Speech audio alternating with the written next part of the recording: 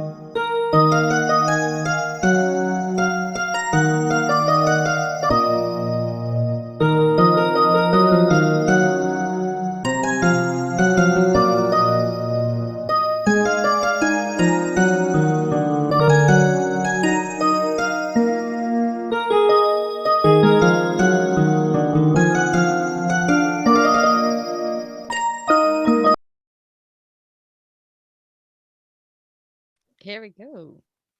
Hey guys. We're live. Take it away, Brian. Yes, thank you kindly. Welcome to Reddington Continuity Errors, Session 5. Continuity Errors is an actual play Twitch stream in production with Haunted Griffin Entertainment.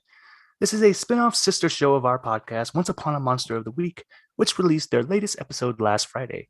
Continuity Errors is a rotating system of new GMs and game systems where we follow the same team of beef, the Bureau of Extra Normal Encounters and Fractulations, with a nod to the joke that Riverdale writers only got the notes of the previous episode.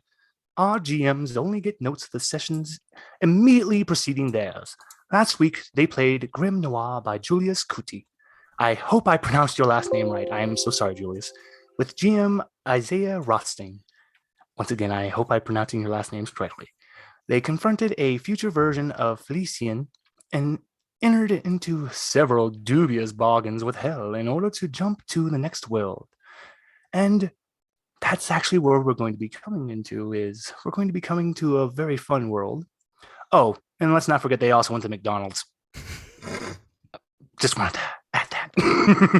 Where else do you make dubious deals with Hell? And this time we'll be playing Urban Shadows by Andrew Medros. And I would actually like to start with our players' intros, and let's start with Little Nim. Take it away, please. Hi guys, I am Alice Hart.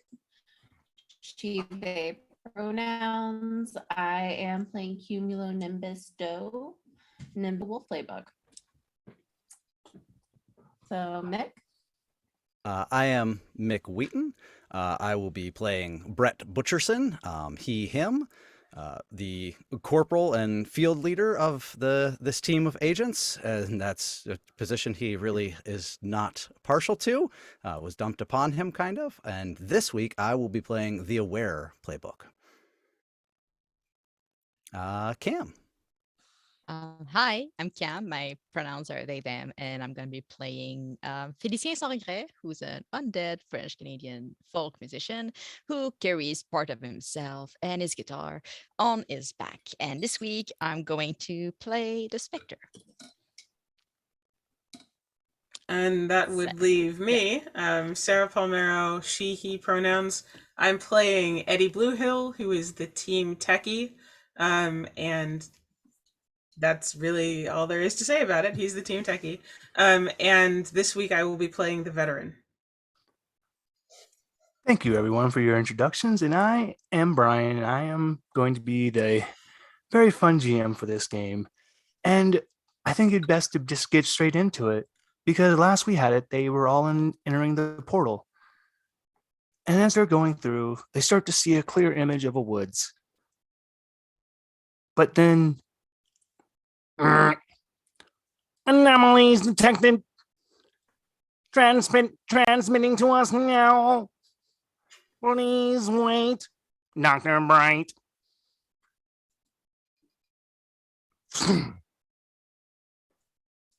But before I take you to the room where you're transported to, Felician, Yes. as you're coming to, you're in a very dark, decrepit smelling hallway, and you're still missing your arm. And this strange old man that looks like he's covered in goo, a horrific smile on his face,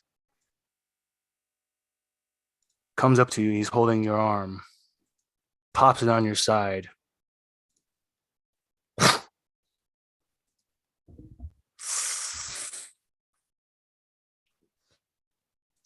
Oh, My thanks. debt's paid. Tell the one that behind you, I don't owe him jack shit anymore. Have a good day and get out. You have your arm attached to you. There, instead of a normal scar, though, you see a faint black stitching where it is attached now. And the first to open your eyes, I'll say, is Brett. Brett, when you open your eyes, you're in what looks like a horribly lit lab. Many eyes upon you, and the first you notice is what looks like a dog. 079, are you sure this is the right one? No, that is not. That is one of the companions. I'm sorry. Are you the same dog for the acrobat before? Or I'm sorry. I'm terrible with faces. Apologies. My name is Kane Pathos. And, well, the best way to put it is right now you are in the lab of the Foundation. We require one of yours helps, and we were expecting only one of. Oh, there's the rest of you, but we were only expecting one of you. Bad 079. Very bad. You all just hear what sounds like a chainsaw. We gonna need the chainsaw, Zuka? Who the fuck gave Bright the chainsaw, Zuka? We told him he was not allowed to do that.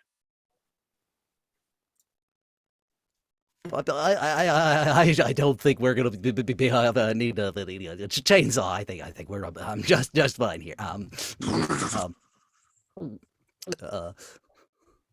You remind me of Porky Pig. I like you. He puts down the chainsaw, Zuka. The name's Dr. Bright. This is Kane Pothos, the computer that sounds like from the Jetsons. That's 079. Dr. Corporal Brett Butcherson, agent with beef, formerly, I guess, these are my associates, but I guess you're aware of it, at least somebody here, that you are expecting us? Yes. Well, you can consider us basically another, another plane, another existence, a version of what your great company is. We are the SCP Foundation. And specifically, we're looking for one named Nimbus, because one that we were containing has broken out. It's been 12 years, and they left us a communication, and that's never happened before. Which one of you all is Nimbus? Dr. Bright's like, looking like this all in between y'all. We are all conscious now? Yes, you're all conscious. Your eyes have adjusted. You see Brett standing next to a man wearing an amulet with a red jewel in the center. Another about 6'5". His body is well built, but then you see what looks like a Labrador Retriever head. You notice another man, and when you look at his face, he fills you with repulsion, and you can't stand to look at him. The only thing you just see is just like you think you see a third eye, and then he's wearing one of those just horrible fedora caps on his head, and he's just, "Oi there, love," and you just. Everyone is just no, so you can't really make out his face. But yes, that's what you all see. Oh, and of course you see a giant monitor with a very pixelated face on it. Hello. I want to say that I am not looking at Nim when they ask for Nim, because no, like, not selling them out yet. I've been glaring you down. Really? Perfect. I'm not looking at you anyway. Wait, Can I so roll you one? we're gonna say Nim is glaring at Felician. Yes. This is not lost upon Dr. Bright. Dr. Bright looks and says, "Oh, you must be Nim." He walks up to Felician. Well, I would be honored to be Nim. Sadly, no, I'm Felicien. Nice to meet you. Where SCP Foundation? You're not like wanting to kill us because we might bring the end of the world, right? Just making sure everything. If you would have popped, Felician, I'm not sure you would advertise that necessarily. No, I mean we won't bring the end of the world. Let's make it Hey, I'm clear. just going to tell you right now, we house many individuals and it's voluntary base. If you would have popped up to another version of us that has a little site named 13, then I would have been worried. But no, we are very open to working with people who have anomalous properties. We don't believe in harming people like that. You guys can't control your nature. It's like trying to tell your bodies to control what they're doing. It's not your fault. So no, we're not going to harm you. And it appears 999 really likes you. You just hear just see a little orange goo ball just like next to you, just hugging your leg. I like this world, y'all. You feel very happy around it, very Oh. relaxed, very calm around 999. And I'll let you know that little guy, anytime you're around here, he will do everything to actively protect you. So yeah. And anyone that 999 trusts, I trust. So you say your name's Felician? Yeah, Felicien, or yeah. Very nice to meet you. My name's Dr. Bright. He holds out his hand. Felicien, well, tries to shake his hand and passes right through.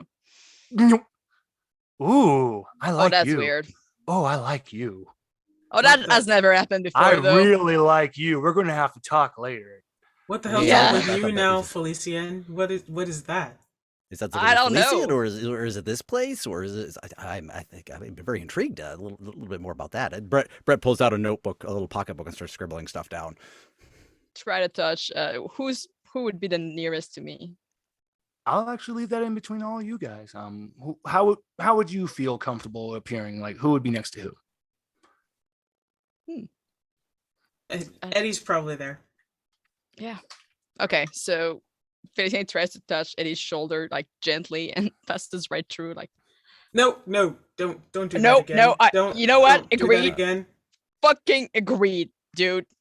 Nope. Nope. Is it the? So wait, but your arm's back on. I mean, like, is that because your arm's back on, or what? Or I mean, have my you other arm. moved on to another plane with a different form of Oh, man, are you corporeal dead? existence? Well, I always No, be I mean dead like anyway. officially honest to done. Like Maybe no this is the body at all. consequences of what happens when Well- you deal with mortal souls. To be fair, Brett doesn't have. I'm not happy Brett- with him either. Okay. I I mean, mean- anything. There were people coming, and we had to go. We didn't have any options. I barely remember. You that's- sold people, That's Brett. not exactly doing nothing, sir. I mean, to be fair, you did turn him over, but You also Felicien did sold it people first. to you both sold people to hell. Not just sold people. You sold it to some creepy demon guy. anyway, Eddie will look back at Dr. Bright and go, "So you don't harm people who do stuff like this, who are like pass through, like my friend Felician. You don't harm them. You just collect them. Is that what you're saying?" Dr. Boyd, you told me you would tell me when you were going to transport the people here. Yes, I'm so sorry. I'm SCP-527. I'm one of the little misters. I'm Mr. Fish. I'm the ethics community fishipist, and I'm here and I offer therapy here for everyone who goes out on missions. And they promised that I would be here to help ease you all here. That yes, we don't collect you. It's to help you get used to their anomalous properties, so they don't harm themselves and people around them if they have those type of properties. You understand? We're not trying to take people against their will. That's not fair to them, and they can't control their fish juice. Well, that's wonderfully This is a considerate. this is a man. This is another about a 5'8", and he has a goldfish for a head. Well, that is incredibly considerate of you all. And do you get a lot of people traveling through your dimension here from other places? This is not entirely new to us, given the agency we're with, but ourselves find a little bit of a kind of a free fall through the fractalation event we most recently encountered, if you will. But typically, we don't get a lot of coming and going in our dimension. So while the whole time you've been speaking, Mr. Fish has been going up to each one of you, putting a blanket on you and handing you a cup of cocoa. He says, yes. It's very normal. We get a lot of dimensional hoppers here. It's a very natural occurrence, and we understand it very well. The multiverse is a very peculiar thing to deal with. And it's just right now we never really had a need to pull somebody else from where they were going, but we had a really big issue come up, and we really need to speak to Wimbus. Dr. Bryce, just Mr. Fish, please, can I speak for you? Because that lisp is killing me. Rude. Mr. Fish already loves you. Nimbus, I know you might be mistrusting of wanting to talk to us, but we really need to speak to you about the crooked shadow you saw. I don't think I trust anyone but Eddie right now. Eddie, can you please ask her to talk about the crooked shadow? I mean, I I don't control Nim. I mean, Nim's got his own mind. Nim's got his own way of doing things. If he doesn't feel like talking to you, then there's not a lot I can do about it. I mean, give me a reason why Nim should believe that he's safe to talk to you. He hands you a file. A paper file? It's a big manila envelope with the number 783 on it.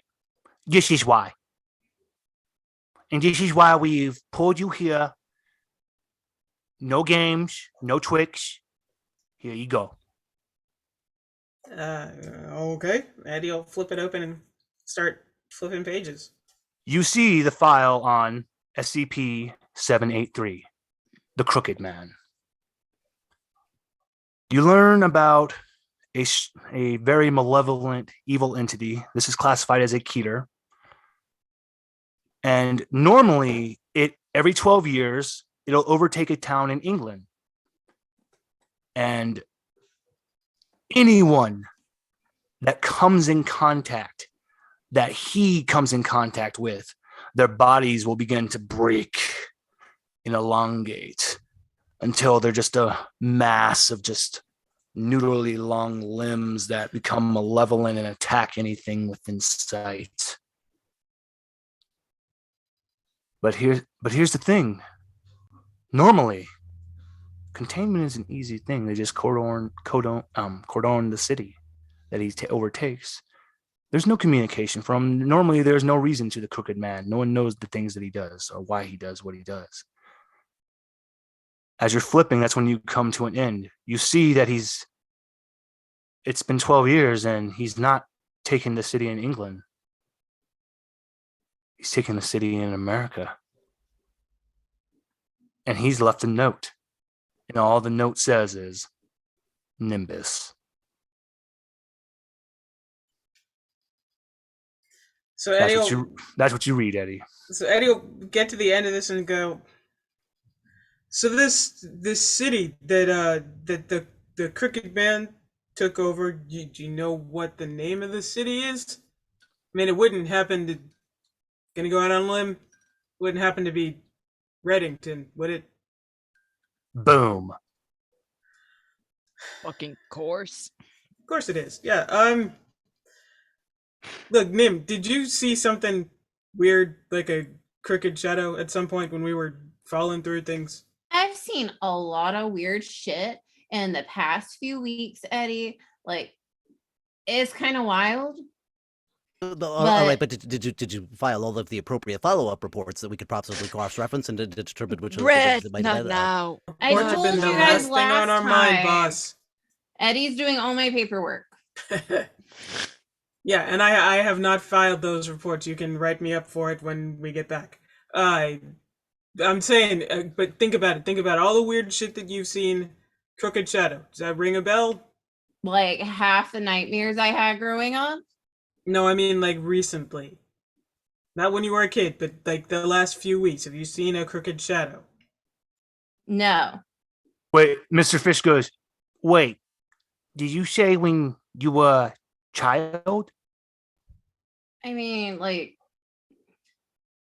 child, teenager, that one spring break trip last year to the mountains.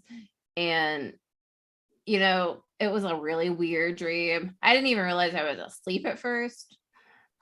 But, like, that stuff only happens in dreams.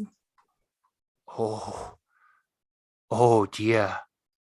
Oh my. That was no dream. We've never recorded an idea. We've never recorded an occurrence of him crossing dimensional planes. This is amazing. Not for you. I do apologize what you've had to suffer through your whole life, but why you? That's the question. And you might be able to help us finally neutralize this evil.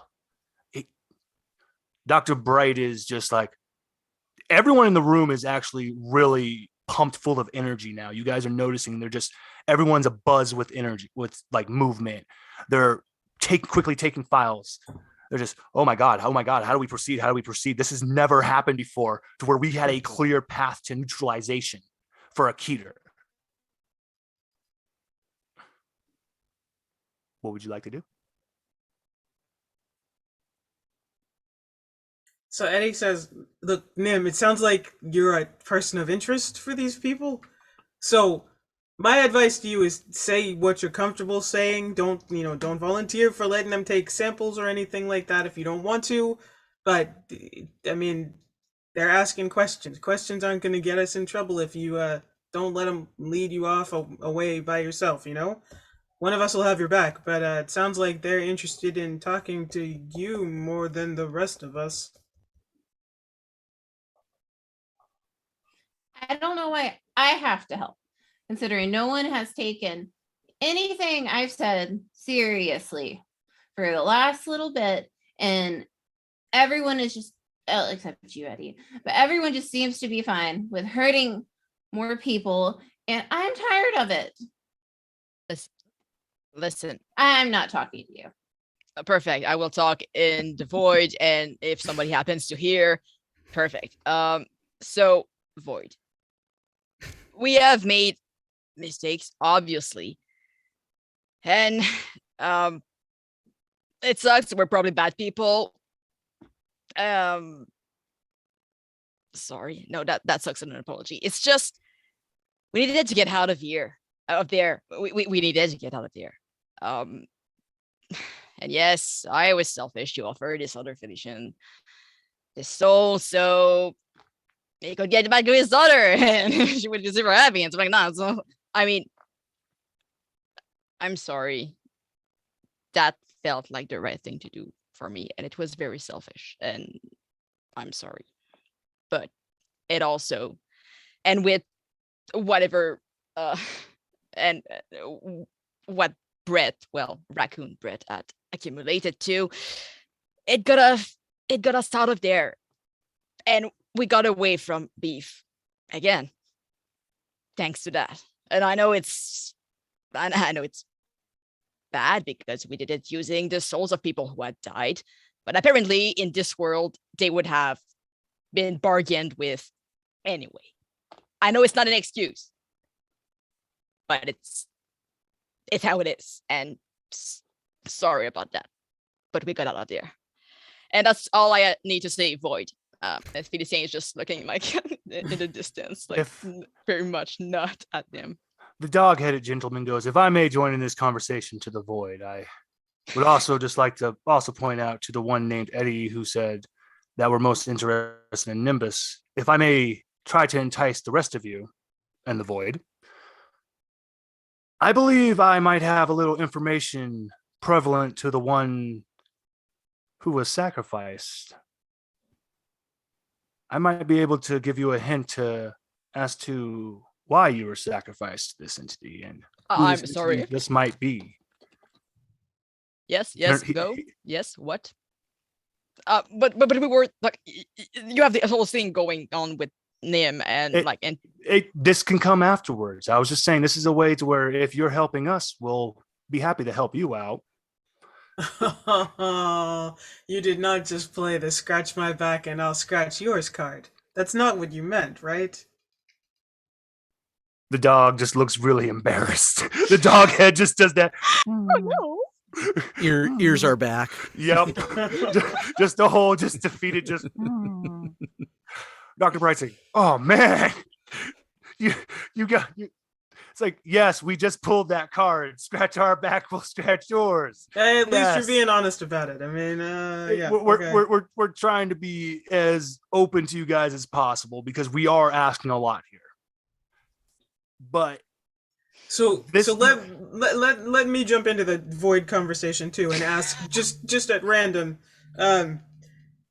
what is it exactly that you're looking to get back from the vastness of the void? Like if you were to ask a question to the void, ask the void to help you out, what are you expecting to get back in response to your question? Like what does the totality of the void have to do in order to satisfy this thing with the sacrifice question and everything. Thank you, Eddie. But I couldn't have thought of a better way to address this. Here we go. We'll put it straight out there. Help us kill it. And we'll provide you with the answers. And maybe a couple of you also have something else that you need and we can help you out with. But just help us kill it because for some reason it's attracted to you. Oh, great one in the void. Dr. Bright's literally just, oh, he's turning. He's just, come on, please. And here's the thing is that we're not just asking you to do this out of the kindness of your heart. There's a lot of people you could save with this because there are people still in Reddington. You can save a lot of people. And we don't just want to have to section it off and say, well, goodbye. It looks like y'all about to suffer for 12 years. That's not fair to them.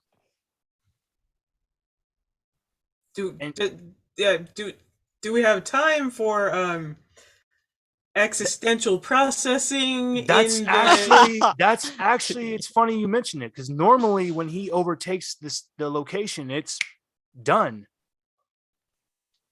He's given us a few days. We don't know why. Again, he's playing a very dangerous game, and for right now, the only thing we can do is to go to the pacing that he's put to us.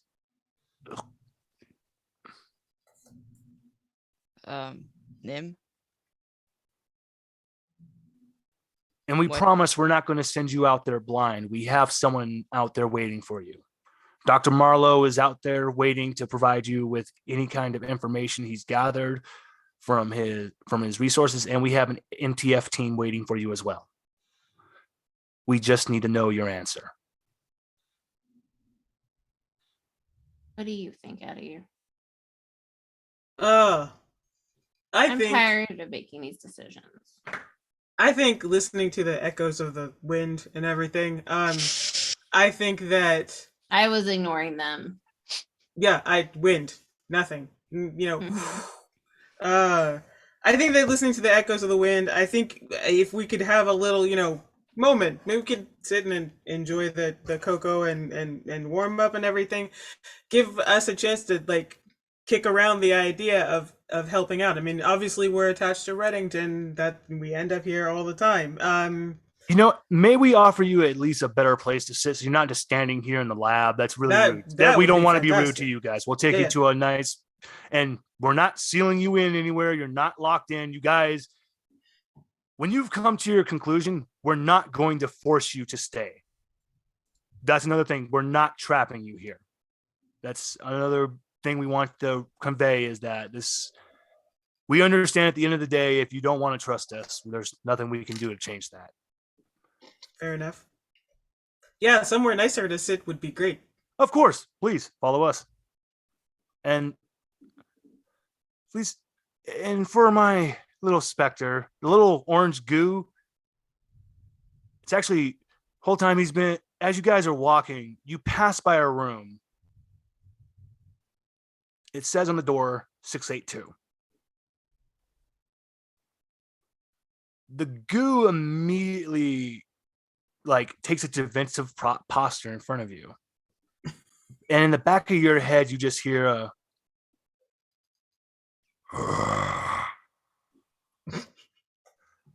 there you are. Oh no.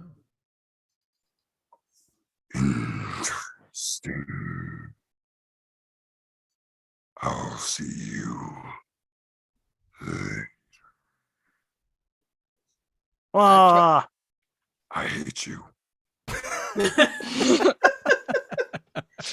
Can I Yes, try to look of course you may. Okay, You said you want to look. Okay, there is a viewport on the door. I'm not going to say you can't view inside. Okay. But okay, you I are will going to look view? inside. Yeah. I'm going to do a soft move, everyone. What is that? So in Urban Shadows, this is for anyone, for all the listeners out there. In Urban Shadow, there's soft moves and hard moves where according to the GM, you can decide on how much of what's going to happen to the player. I'm not about trying to make it really too hard for you, but at the same time, this is a very special individual, well, special creature you're looking upon that is connected to you somehow. This is a giant, looks like a big crocodile. Has like a massive like black hair though. And it looks like it's in a giant green vat. And you just hear sizzling. And you see the skin as it comes up. It's just instantly healing as it comes out of it. So you assume that that's sulfuric acid that it's in a giant pool of. I don't think that Felician is smart enough to know that it's sulfuric acid. Okay, it's just so no, never mind. I apologize. But you just see though that it comes out of it and it's instantly healing itself, and it's just okay. That water stuff's hurting it. So, but as it looks at you, you feel a flash in the back of your head. You see the ritual, but then you see another individual. 8 eyes, antlers coming off of his body, and he's just red. Chains holding on his neck. There were 7. Now there's only 1. But the chain seems like it's now been connected to a rhythm.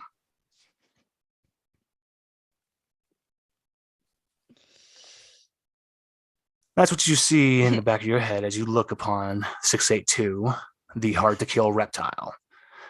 And Dr. Bright comes by and goes, "Ooh, that's a nasty one. Please don't look at that one. He's a dick." He loves his mind games. Yeah. He winks at you. A big, massive crocodile monster just winked at you. And Dr. Bright goes, "Oh, that's new. He's never done that before." Don't tell me that. I don't need to know that.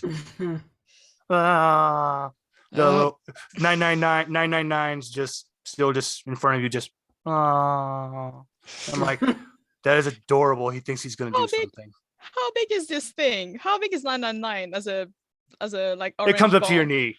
Oh, I love it. It's just an orange ball. He's just an orange little goo ball. He just looks like he's made of jelly, and he has a little happy face smile on him. I love him. And you notice that there's little bits of candy stuck inside of him. There's a little lollipop on his head. Okay, that in particular statement, I feel like I was going to say before that Trip is intrigued by 999. But if there's candy hanging out on 992, Trip is definitely going to be trying to like cozy up to 999 and like be doing something with the front hands, and with one of their middle hands, she's going to try to reach over and like snag that lollipop that's sticking out a little bit. I told you 999 loves people. The minute he notices that she's trying to take the lollipop, he just goes, "Wow," and just hands it to you. And you feel immediately happy when you're in the presence of 999. You feel just safe. You feel protected. When Trip you're in the presence of them. Trip is a small 6-armed raccoon. Oh God! Yes. Trip is amazing, and I love him, and he will be protected. Trip is a treasure. 999 immediately loves him, and they're best friends. You notice that they go off down the hallway. Trip is like rummaging around inside her pouch, and pulls out something to exchange for the lollipop. Jeez. Probably going to be some leftover popcorn from the carnival. There you go. 999 puts it all on their head. Now it looks like they have a little afro made of popcorn. This is amazing. And Trip gets the lollipop. But 682 goes back down into their vat. And Bright's just like, "All right, let's go away from the creepy rotting lizard now. Because even I'm getting weirded out. Why was it looking at you like that? Did you see anything?" You mean like in my head? Yeah, very much, very not pleasant. What the fuck? I don't want to unwrap that right now. We're going to someplace nice, right? That's what we're going. Yeah. Yep. Let's not talk about that. So you get led to what looks like a normal cafeteria, and then there's a vending machine. He goes, "All right, guys, go ahead, take a seat, get whatever you want, enjoy your cocoa." And another thing is, when you go up to that vending machine, type in whatever you want, and it will pop it out. Nim, that's your moment. I know you're ignoring me, but still say. We'll take care of it. Thank you very much. Thanks, We'll, yeah. we'll, Oh, we'll no, make a no problem. decision and yeah. Oh, no problem, guys. And honestly, I know we told you that we had a deadline on our part, but take the time that you need. Great, thanks. And one other thing, Yeah. because I just remembered this, and I don't want you to think that we were messing with you guys. Does any one of you guys have a problem with like dolls? With Like ventriloquist dolls? I know you think I'm messing with you, but this is an honest question. I need to know. define what you mean by a problem. I mean, are you talking Like, about like hanging will it on a bother wall? Or are you? you talking about walking down the? Okay, so the scientist that we have for your reconnaissance, his name is Dr. Marlowe. This is why you should, like we said, we have no problem with people with anomalous properties. He's actually a living ventriloquist doll that when a person puts their arm in him, it's not his fault that it happens. He takes them over. They cease to exist, and they just basically become a husk for him to control the little puppet and everything. And it's just, he's not a bad puppet. He's not going around saying, "Hey, put your arm in me and I'll kill you." Is this a reversible state? Is this permanent? Is he regular hopping from host to host? Or So I have some concerns.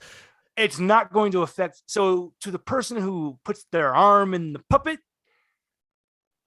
basically it's just where once, because I guess he feeds on nutrients from he's like a parasite, so they're going to get used up, and unfortunately we have to provide them with new subjects. On the level, guys. For curiosity's sake, what the most recent change is it on a fresh subject now? We're not near the end or anything, right? So the last one that was, so unfortunately his last subject did pass away, and we have a new subject on him, and we're gonna put this on the up and up, guys. The people we use for this, they are death row inmates. You have nothing to worry about because Marlowe has taken over the body. But Oh, that's right. You still have the death penalty in America. That's fucked up, man. Anyway, hey, you know what? It's better yet, because if they survive experiments with us, we do let them go free. We don't lie about that. We say, hey, granted, we're putting you in life or death chances with some of these anomalies, but if you survive all your experiments, you get to go free. That's what we provide them with. Now, unfortunately, in another universe, they do erase their memories and force them to permanently just do experiments. God, that Foundation, that version is messed up. Yeah, that's definitely worse than being fed to a marionette. Hey, you do that as well, though. No, I did do both, or you know what? Dr. Bryce just, oh man, you're really making me question a lot of things today, Eddie. Why are you doing this to me, man? Don't make me question my life. I'm just so I think on the grand scheme of do we have a problem with that, I'm gonna put in a vote for yes. But if that's the way things work here, then as long as I'm not on the table to be shoved up anyway. No, that's yeah, no, we would never. Dr. Bright just leaves the room and he's like, what the hell have they been through? We're not gonna. You just hear him going down the hallway like, seriously, what the fuck? What have you people been through? We're just we don't want to hurt you guys. You broke Dr. Bright. That's so nice of Yes. them, though. It's like that's surprisingly considerate of them, not to want to kill us. Yeah, that's I mean, of course, as long as we're useful. Right. Yeah. true. There, yeah. Speaking of, Void. Do you want to make the decision, or do you want to talk about it with Eddie, your sole interlocutor? That's not a word. Your interlocutor here. Yeah. Do you want to discuss about that? The whole helping them help people not die, which sounds like something you might be interested in. But I don't want to influence you. Anyway, you're probably not listening to me. Eddie, can you speak with them, please? Okay. Can we get rid of the void thing now that it's just us? Can we like acknowledge the fact that we're all people and Nim, that people are speaking to you? Because they're basically asking you, it sounds like anyway, to help them so we can save another version of Reddington. Well, I mean, if that's I may point out, but potentially not even just another version of Reddington. You said yourself you've witnessed this creature in our dimension. It's possible that it has grown to a point where it is the fractalation event we have kind of led to, that we're currently in the midst of some sort of nebulous vortex, that it's able to reach across that. This could be even more significant than just this universe at this point. Yeah. And what if it's like us or all the people at the carnival, and we're being expected to kill something that everyone says is bad, that everyone says is going to destroy a town or a world or the multiverse? But what if that is correct? What if they have or what data? if, since they're saying that nobody's been able to communicate with this thing, but apparently it likes you, maybe we could find it and talk with it, and just you could decide whether you think it's like us or if it actually is a big bad. I mean, maybe that's an option. That's a decent option. I think maybe, unless it's a mind manipulating creature that will absolutely destroy it when you. I would like to offer Nimbus. I would like to offer you a chance to roll your mind, and I will. If you would like, no. I'm sorry, I said that the wrong. No, it's the mechanic. It's not your fault. Oh, goodness gracious. To take a chance with the rolling using your mind stat, I will offer you a chance for information, but for a debt. But this is up to you if you would like to take the chance for the roll. I got a 0 in mind, y'all. If it makes sense, for general information from this place, I think with the initial flurry of activity on the comment back in the lab, when everybody said, we finally have a chance, and started going over things, then Brett would have been very intrigued by this. Brett is like, policies, procedures, handbooks are amazing. And as soon as they started talking about this place being another version of Beef, in a lot of the conversations with the void conversations and stuff before, Brett probably would have been bouncing around between different technicians trying to understand this place and see if anybody has any spare handbooks and stuff for the operating procedures for this place, and gathering some of that information, because that's what This is actually going to be fun, because I'm going to let you have a chance to roll with the faction, because you sound exactly up the lines to talk to Dr. Kondraki. So, depending on how much Dr. Kondraki is going to provide for you, please roll me your mind, Brett. And just know, everyone, failure is not the end of everything. So I have 2 in mind, so 2d6 plus 2? Yes. 7 and plus 2, so 9. 9 mine. Well, Brett. Dr. Kondraki is taking a very liking to you. He's very fascinated by the idea that you weren't pushed off. You weren't feeling like, ugh, no, I don't want to. You want to learn more. So Walking down the hallway, got his notebook. Brett's got his notebook open, just comparing notes. You have extensive knowledge apparently on the different universes and the connections between them. Brett is as much as Trip wants to share popcorn for lollipops. Brett is sharing fractalations for multiverse theory. And Dr. Kondraki is actually revealing to you that, like, well, technically, it's like, I am an anomalous being as well. I am classified as an SCP. They call me the king of the butterflies. And this is when you notice an energy light, like bluish energy of butterflies floating all above Kondraki. He goes, this is how much what we call SCPs mean to me. These are beings, these are entities that need to be protected. And if they allow us to learn more from them, then sure, why not? But I will always do my best to protect these beings.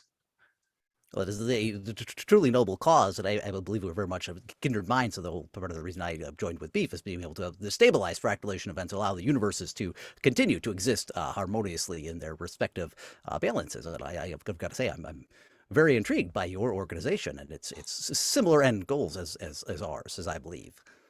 Yes, exactly. If anything, it's not about because we call ourselves secure, contain, protect.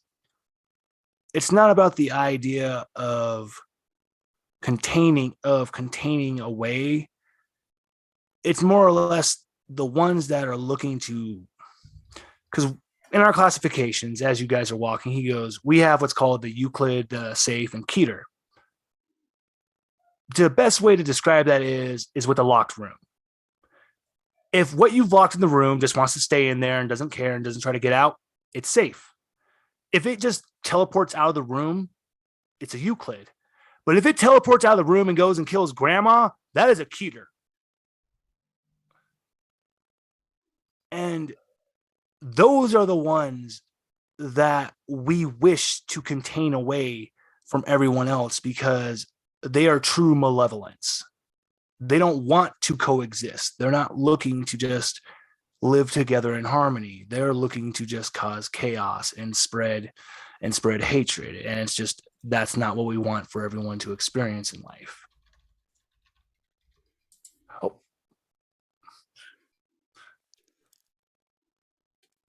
Oh, guys, just going to let you know, 10 minutes. 10 minutes to break. So, Brett, you're going to get something a little special. He's going to show you something. He goes, now, in our foundation, we have what's called the 001 proposals because we have over 6,000 different files on different anomalous entities. Many of us. Brett salivates a little bit. Oh, Brett, I'm about to make your day. He goes, all right, Brett. This one's really special. This is a really special 001 proposal. People believe that the idea of this giant being made of light with wings is 001. Me, I believe. He points in a room and there's a clipboard just floating. And he goes, that I believe is the true first of everything because it is an infinite spawning clipboard that will have files show up of entities that we've never even heard of that just pop up into reality. That is beauteous. Any assessments on the potential tethering to other realms, information sources? All information being data. This has got to be a massive amount of energy coming through somewhere. Any sort of particular readings on any of the known energy spectrums? I can tell I got you, Brett. So I'm going to make a deal with you. Because you are a man of science who wishes to study. If there is any way you can just find me, it doesn't even have to be physical data, just maybe even a picture of what's going on in the city. I will let you have 10 minutes with the clipboard. Is there a method of interaction with it? So you said it shows you events you and creatures you haven't seen and encountered before yet. But can you put in requests and queries? Kondraki goes, oh, come on. He opens the door. He actually does the key card. He goes, all right, Brett, I'm going to show you how it works. Pick it up. You guys are. He goes. There's no force field. No, it's just in an anti-gravity field, just to let it float there. Go ahead. Reach your hands in there and pick up the clipboard, Brett. Does Brett reach in and grab the clipboard? Oh, his eyes are wide. He is fascinated. Yes. You feel it. You feel a pretty good weight to it. And he goes, all right, Brett, this is where it's going to get fun. I want you to just think of a random number. Just you don't even have to say it out loud. Just think it to yourself real quick. And then any specific parameters on the number of integers, statistical significance, surprise me. Okay. And when you have it in your head, let me know. All right. Now start flipping through the clipboard. When you start flipping through it like a flip book, boom! It stops on the number you had in your head, and you see a file just. So Brett's on a fractional page. Brett was thinking about pi. I knew it, you sneaky devil. I knew it. This is why you have just created a new joke SCP. Kondraki just is dying, and he's just, you're really going to be my new interdimensional best friend. Most people, when they pick this up, they create some kind of new horror. You went and created just some kind of new joke. I love it. I love it. So, but yes, that's how it works, is that when you pick it up, you think of a number because subconsciously we're never really thinking about numbers and stuff, but this clipboard picks up on that. And it'll pick up on those subconscious numbers and start to create new files based on it. Fascinating. Just tying in our potential subconscious brain waves of their general resonance with the state of the universe and feeding in the mathematical constants. Oh my God, this is 10 minutes, you say? 10 minutes? 10 minutes, Brett. And guess what? There will be no one here in the room. You get to have it to yourself. No questions asked. I will make sure there's no one will bother you. Like I said, it can be a picture, maybe a soil sample. It doesn't have to be a physical, just anything from the city will help me in my studies. You do this for me. It's just that this could be dangerous to you. And that's why I want to make the prize worth it. So any sample from within in the extent of the city limits, city proper, is there a specific radius that you've determined? So it is all within a 10-mile radius of the city of Reddington. So that's why we have Dr. Marlowe parked on the outskirts of it in a trailer. He'll make sure to explain everything to you and provide you with at least with a normal data file that we've collected for so far, Brett. All right. Well, I will make sure that the team is aware of this and this additional options that we have, and I'll make sure we. Yes. Wait. I think this is an excellent opportunity for us to work together. Yeah. Kondraki offers you a handshake. Brett meekly offers his own very small hand. As you shake hands, you feel a jolt of energy. And now you see a little energy butterfly, and he goes, when the time comes, if you need it, they'll come help you out. I will bear that in mind. Thank you. No problem. I already like you immediately better than Clef. And I am glad you guys didn't go to talk to him. Kondraki leads you out of the room, and he takes you towards the mess hall with everyone else. And Nimbus, don't think I forgot about you. Did you want to roll your mind? I can definitely try. Do it. Is there any way, based on the information that Brett was gathering during all of that other stuff, to help bolster of course you may. Nim's role? Of course you may. You may offer a helping action. Let me make sure I just have that correct. Because it should just be like like Monster of the Week when you offer a helping action. Just roll me those 2 glorious D6, and then as long as you get a 7 or plus, that'll help her roll.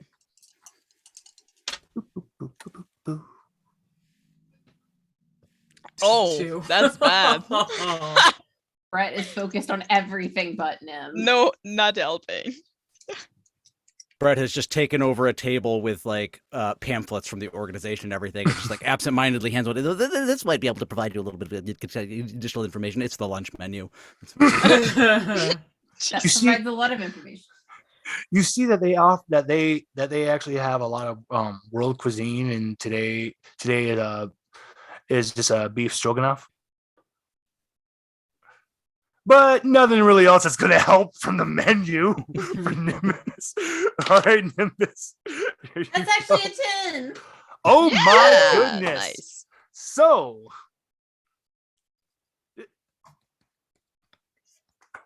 Nimbus, this is really going to be really fun for you because there's a gentleman who nobody else really can notice, but you see him clear as day. He looks straight up like one of those salesmen from the 1930s that would be going around knocking on the door. Hi there, how you doing now? And as he turns, you notice the face stays blank, and then the rest of the face catches up. Fun. How you doing, Nimbus? What is it this time? I'm getting really tired of this. No. The debt's already been paid, my dear Nimbus. I'm actually here to present you with a special prize. If it's a giant hamster toy again, you can give it to the guy over there with the raccoon. He didn't appreciate the first one I got him, apparently. Brett The- loved the- that toy. The salesman's like, one of his eyes, you notice, goes to the back of his head, and he's just, no, not right now. No, nothing like that. Actually, I got something even more valuable than that, my dear Nimbus. Information. Again, you might want to go talk to him. Oh no, this is about you and with the man that's all crooked wicked. And the reason why he wants you, my dearie, you remind him of someone from the past. Look at the riddle. There's the answers you seek. Maybe he had a son in the past, and maybe you remind him of him now. Maybe you are a reincarnation. Who knows? But that's my hint for you, my dear Nimbus, that debt's been paid. Hey, Eddie. Yeah. Eddie, do you know anything about riddles? Oh, and we're actually at the break time, guys. That's a good time to break. Oh, All right then. oh, you guys are doing awesome.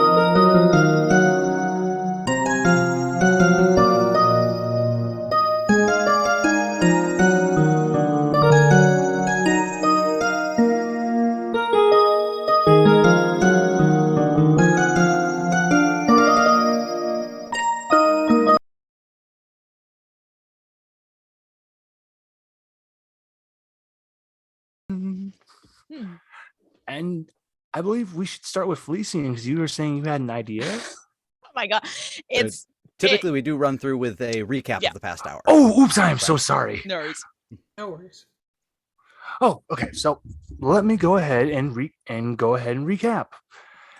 Everyone came through the portal, and before we went to the players, we started with Felician, who was in a strange dark void world, and an old creepy man gave him back his arm. And then they were all in a lab, and they found out they were in a world where they're at a foundation called the SCP Foundation, and they're asking for their help, specifically because there's an entity named SCP-738, named the Crooked Man, and SCP-783, and he has some kind of connection with Nimbus. Brett has been tempted with a clipboard. Felician saw an evil rotting lizard and has made friends and has just the best friend that is a little goo ball. And Nimbus talked to a salesman. Is there anything else I'm missing, guys? Well, that's pretty much that.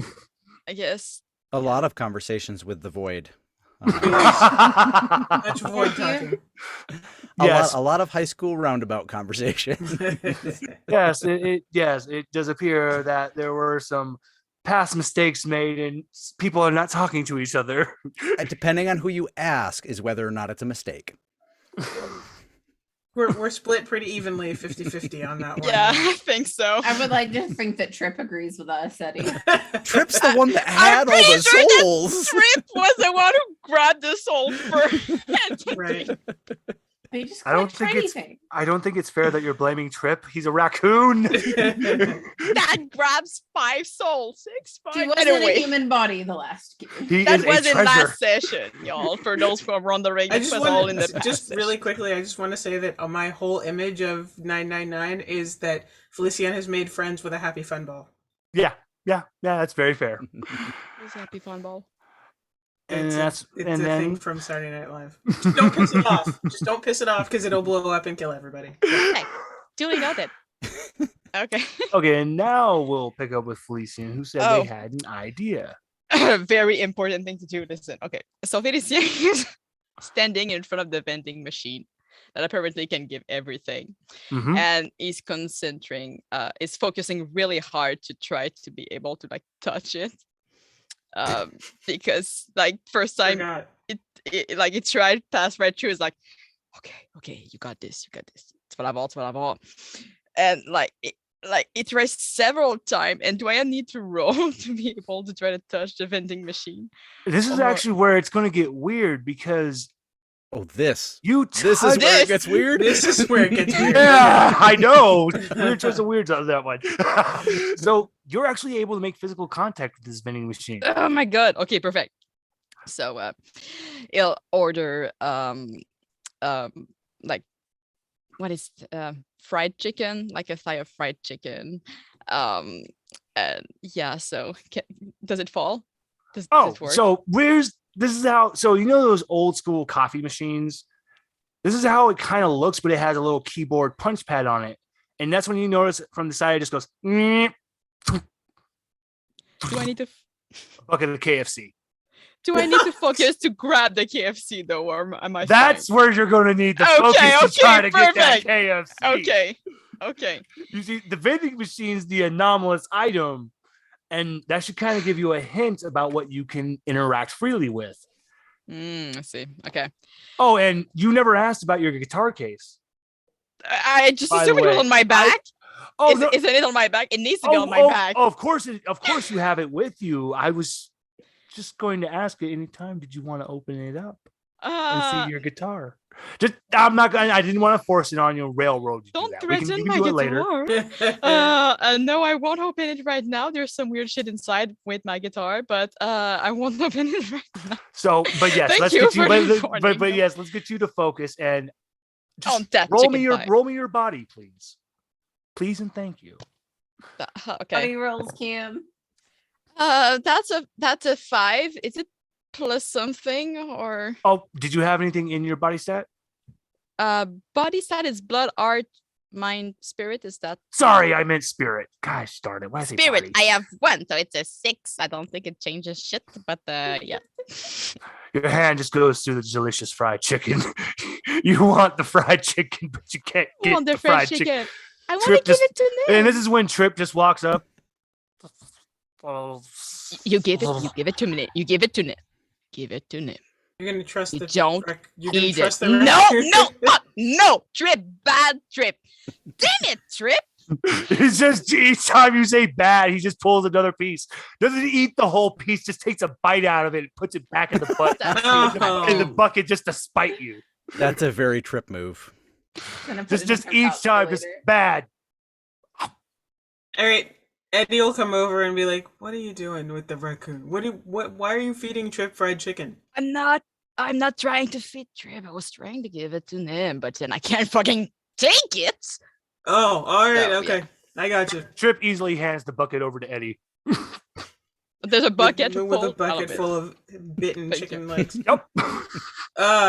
Fried chicken. Okay, Eddie will take the bucket and take it back to where Nim is sitting and go, hey, hang on, and like set out the pieces that Trip already bit, like just put them beside the bucket and then go, you look hungry, so maybe you should have some chicken, Nim. Felicien just rubs his eyes from the vending machine. I want to know where it came from. The vending machine. You know, the one that they said that you can ask it for anything? Fine. I mean, go on. I'm like, just don't eat the ones that Trip bit, because Raccoon. unless you don't care, unless you want to share chicken with the raccoon, and then I can't stop you. I'm just saying, it might not be the best idea. I mean, Nim ate the pouch popcorn before. There's probably an uneaten side to the chicken. Oh, sure. I mean, if she only took a bite out of one piece, yeah, there's or one side. Yeah, and plus Brett was in her body last time. Brett probably Oh brushed my teeth every day. god. The raccoon is a pouch. Yeah, it's important. Yeah. Very marsupial of it. I'm just gonna hold out the already eaten ones to Trip, and we're gonna have chicken. Trip is happily eating the chicken with you. Trip hands Eating a the pe- chicken with two hands and simultaneously patting you on the forearm with one of the other hands. Aw. just Aw. there. And then hands another, and then with one of the last two hands, hands a piece to 999. 999 looks at the chicken and just stuffs it in the center of himself. So now there's a piece of chicken just floating in the orange jelly. I love him. Yeah, I understand that feel, little dude. So Take it back. the It's a back- cross between a happy fun ball and a gelatinous cube. Ugh. I'm picturing the little gelatinous bubble thing from Treasure Planet. Oh Morph. yes. Yeah. It's a morph. Ah. Is Brett back by now? Oh, Brett's at the table been next back. to you all with the He pamphlets has and everything so spread out. many pamphlets. And that's when you notice there's like a pamphlet that for like a vacation stay. It says stay at the flesh pit. Did Brett actually manage to get any like spare organization handbooks like with procedures to review as well actually, as some of the pamphlets? I will actually say you got a MTF agent's field manual. Brett's in heaven. Aside from the clipboard, this is the next this is the next happiest thing that he could have. Like Brett has rules again. Right. he's got that out next to the really rough shape, slightly waterlogged, a little bit burned, all kinds of crumpled, missing a few pages, beef handbook, and kind of going through them side by side. Like, oh, so what do they say about this type of scenario? Oh, they do that over there, and I said, well, that's interesting. I suppose we could try that too. I mean, After a few minutes of them like eating the fried chickens, for those who are eating, Felicien is just gonna say, "All right, are we going to Reddington, y'all? Or are we staying here and just enjoying their hosting us, and then like after what would what would we even do if we don't go there? Would we just ask them to send us back? Do they even know how to send us back? We have not brought on this question yet. We need to go back to our world eventually. But before that, I guess helping them with this thing would be a fair trade or whatever. I feel like we've done a few trade thing nowadays, so I'm beginning to wonder myself, because though we obviously, I would love to get back to our home world, and there's a lot of benefit to that. There's a lot of issues too with beef currently pursuing us. They're pursuing us through multiple worlds to head back to our home quartered world, where there's an entire agency or organization's worth of beef agents out looking for us. I mean, perhaps we need to resolve some things before we head back. yeah, maybe. But do you are you suggesting we just like stay here and what? Not help them? There Or seem to be worse dimensions we could stay in, but I would not enforce that upon anybody here. It's more food for thought, if you will. And I think the question is how long before beef finds us here as well. That's Perhaps the in this thing. place we could garner some protection from their version of our agency, resources, assistance in dealing with whatever anomalous event we're supposedly tied up in. We actually have facilities we could do research to try to sort some of this stuff out. I'm not gonna lie, it'd be nice to be able to get into the lab and or put some things together, get us some gear back again. But to what you said before, boss, I mean, if this thing that's attacking Reddington, if it's crossing planes now and it's attacking the entire existence of Reddington and not just one version of the city, I mean, don't And we whether sort of we have choose to stay or not, it is something that we should probably address. yeah, we kind of have an obligation to do something, don't we? I We mean, don't have an obligation because Nim is concerned, and Nim, if you want, it's your choice. Like, I feel like we shouldn't like force that on you, since apparently we have forced a lot of choices on this group before. Nim, it's your call, but do you want to help mean, Reddington or yeah, not? ultimately it's on you. The thing wants to talk to you or likes you or I don't know, but you tell us what you think. You think Reddington is worth investigating?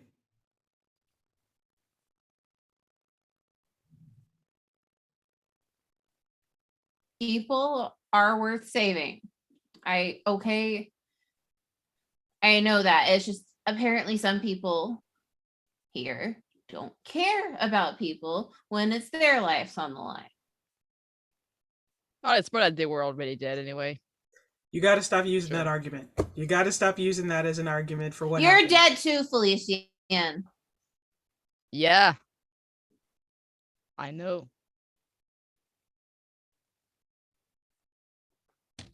But that other one turned out he could come back alive and start again. So Yeah, and yes, 100 people are worth that. that wasn't 100. It was like 50. It was 100. It was 50. But I feel it's probably worth noting that that discussion is trying to solve an equation that's already been solved. We have another problem at the forefront of things that Yes. could possibly use our attention more, and the potential for people to be injured. Well, we're sitting here deciding what we may have been able Live to people, do if differently before. More Brett. important for you, Nim. They are alive. Oh, so yeah. There's still people, even if they're just souls, even if you're just currency or whatever you want to call it. What happens when we get to Reddington and it's 50 or 100 people against your life? Are you going to let them die again? Are you just going to let them be traded over to hell? And who knows what happens? Are you I going to don't let know, them be Nim. told I don't know. into Nim. like So soul is- burgers? Is the better option then to not go and allow them all to be at the whim of this crooked man anyway? I don't know. I think Everyone maybe keeps wanting me to make these decisions and then they're not listening to me. I We're hear you, listening Nim. to you, Nim, but- I hear you, but I think maybe we're talking about two different situations in the same kind of conversation. A decision was made for better or worse, you know I'm on your side, Nim, but for better or worse, the decision was made and we made it out of a bad situation ourselves. I'm not saying it's right. I don't think it was right. But the situation we're in right now doesn't really have anything to do with what happened in that other world. We got to make a decision based on what we know here. And But here, what if it happens again, Eddie, where it's one person's life over 100? I would rather it be the 100. And I can't expect anyone, it seems, except for you, to care about anything except for the one. Nim, I mean- don't know about you, but I mean, that's a the joy whole problem. reason that I joined the agency is to help protect not only our universe, but try to understand more and do what we can to protect countless other universes and understand things for the benefit of all. Sometimes hard choices are made, but that doesn't mean that it's one life above all other. And the problem is that when you do nothing, when the decision is just to do nothing, in general, the result ends up with more dead people than when you actually do thing. And yes, sometimes there are sacrifices and sometimes people die. And I will sacrifice myself. I can do it again, I guess. But what I'm saying is that we don't know if there will be a 1 versus 100 soul like dilemma again. But if there is, there still needs to be a choice, or maybe 101 will die. And right now, not helping Reddington or not going to, not helping Reddington is that choice, is that 101 people die instead of 1 or 100, but not making the choice of staying here. That's what will happen. And you don't, if you say, listen, Nim, if you say you want us to make the decision in terms of like if we go or not, we can. I'm just saying you seem not to have had a lot of choices in the past event, and I'm sorry about that. That's why I'm asking if you want to go there. And if you don't, I might go alone or with Brad or with Eddie or with whoever wants to go there and help. Maybe save this 100 people or this one person. I don't care. At least not 101, because that's what will happen if we just stay here. Well, I So would prefer to be. I would follow along, but maybe on the sideline there. But provide some excellent tactical information. Thanks, Brett. I appreciate the sentiment. So that's just what I'm saying then. That's just why I want to get your input into that.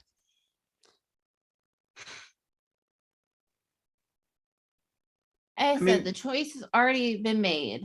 I'm going to help people. I just can't count on any of you guys anymore to not put someone's life, someone's soul, because apparently, like, that's a big thing in some of these places now. I can't count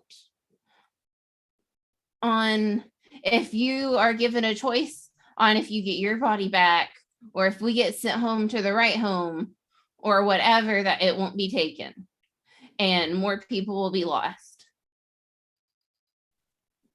So yeah, I'm going to help people, but I don't trust you. I don't trust Brett now either. And that's not just not going to get taken back. Let me ask you a question, Nim.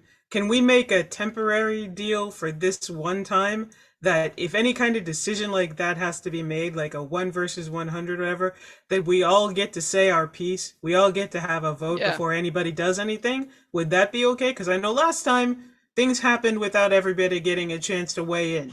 Also, because to be people fair, are I don't stepping into think, I the don't think that office, the failed agents I of the was doorway would talking have allowed to us to have Nim. it. Sorry. I was talking to Nim.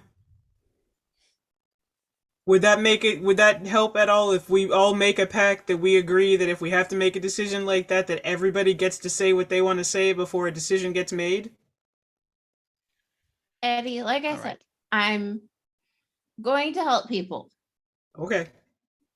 I just And you guys just hear like a little ding coming from the entranceway of the mess hall.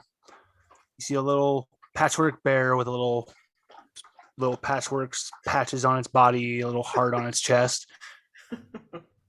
It comes in, the little trot up, climbs up on the table, drops a little note for you guys, jumps back down, and then it waits for you. The note says, when you've reached a conclusion, please follow the bear.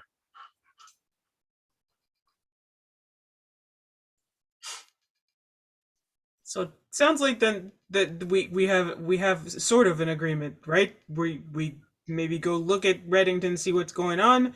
If we need to make a decision about what to do, we all get a chance to say what we think before decisions are made, and then we work it out from there. Yeah. You know what? I kind of want like to have Nim say yes to that because you suggested it, and then they just like brushed it. So Nim, is that it? Doing this? like I said, I can't. I'm doing That's a yes or no. what? No, it's really not. Because I'm going to go there and do what I can to help people. But again, you guys have destroyed any trust I have in either of you. So we're not I'm gonna not- ask you. Good to know. That's the question. That's what the question is about, Nim. It's just, do you want to? If there's a decision to take, do you want your input? Or do you want all of us to like agree on something? That's literally just that. That's why I say it's yes or no. Well, my input's valued so far.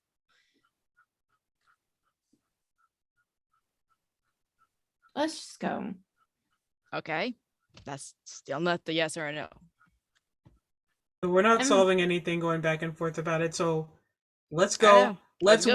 Let's work with the idea that if something needs to be decided, everybody gets a vote. We'll do it that way. Guess we'll see. When you all get up to leave and follow behind the bear doesn't lead you back to the open lab. It actually leads you to a normal office. And in that office, you will see the familiar face of Dr. Bright and Kandraki and Kane Pathos, the scientist with the The dog dog. head. But then you will see a very old man sitting like this. I mean, this man looks positively ancient.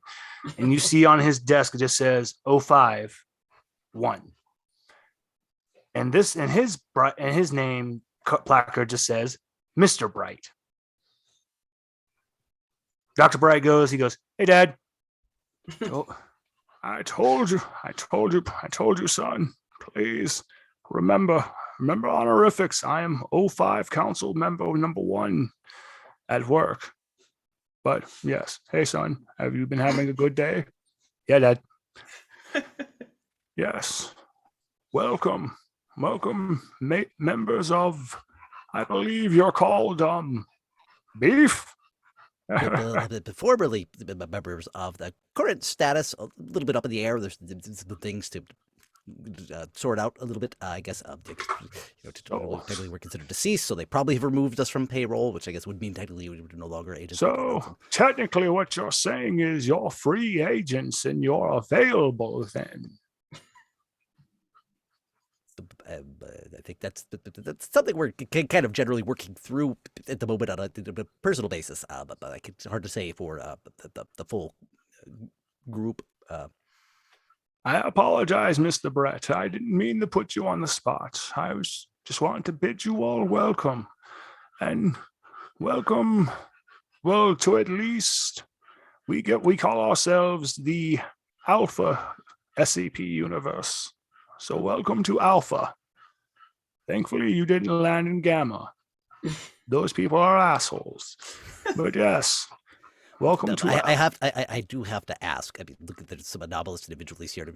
The dog-headed individual. Do you mean that literally, or is? I like you, Mr. Brett. You make me laugh. No, that would literally be that would be Uranus SCP universe, that's where they're literally planet of giant No. buttholes. But yes, back on point. I mean, they're very rude and mean, and they would try to kill you. They sound more like that. Well, given the information we've learned about you, that beef people that are chasing after you. Yes, Gamma would relate more to them, but back Well, on then point. we're lucky to be here. Thank you. Oh, no, thank you for even allowing me a chance to speak with you. Because once again, you could have believed that you were held prisoner here, and you actually have every right to not even listen to a thing I say. So thank you very much. I mean that from the depths of my heart. You have really touched me and for trusting me this far. Thank you. And I'm going to ask a lot of you. And it doesn't feel right that I don't have the proper reward in hand. So I was thinking, when you come through this plane, you will be official MTF agents. We will call you MTF Beef Team. Yes, I like it. Where's the beef? The old man holds a laugh, starts coughing, goes, oh What dear. does MTF stands for? I'm so old I forget. He goes, Mobile Task Force, Dad.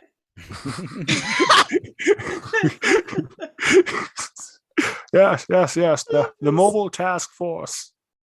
We would like you to be one of our Mobile Task Force teams, because it's only right to tell you that while you're here with us, we would apply a number to each of you, because you are all very peculiar and have something special attached to you in your own ways. That doesn't mean we would hold you prisoner. It would just, you would actually, while you're here, you would enjoy certain benefits from the Foundation. So I imagine there's a appropriate form to be filed to receive said benefits. Oh yes, the Ethics Committee is going to love you. I told you, Dad, that one loves paperwork. Yes. He turns to Nimbus. Nimbus, I'm going to start everything by starting this from the beginning. Hopefully this will answer some questions about why we're depending on you. 783. The most we know from records starts with a story. This story. There lived a crooked man who made a crooked deal. He kept a crooked cane and his catch in a crooked creel. He stole a crooked child who cried a crooked squeal, and that crooked little man was broken on the wheel. We believe that this rhyme also relates to an old fairy tale of the Pied Piper. Because if you remember in that story, when the parents denied him his gold, what did he do? He's actually looking at you all if you remember this story. Eddie, my mom never told me this one. I was read dissertations before bed, not typically bedtime stories. I am so sorry for you all. I would have You read don't stories to know all the of you. story about the Pied Piper? I didn't really get a lot of bedtime stories, to be very honest. Is it the one with the rats following? Yes. When the parents denied him his due, he stole the children. That's rude.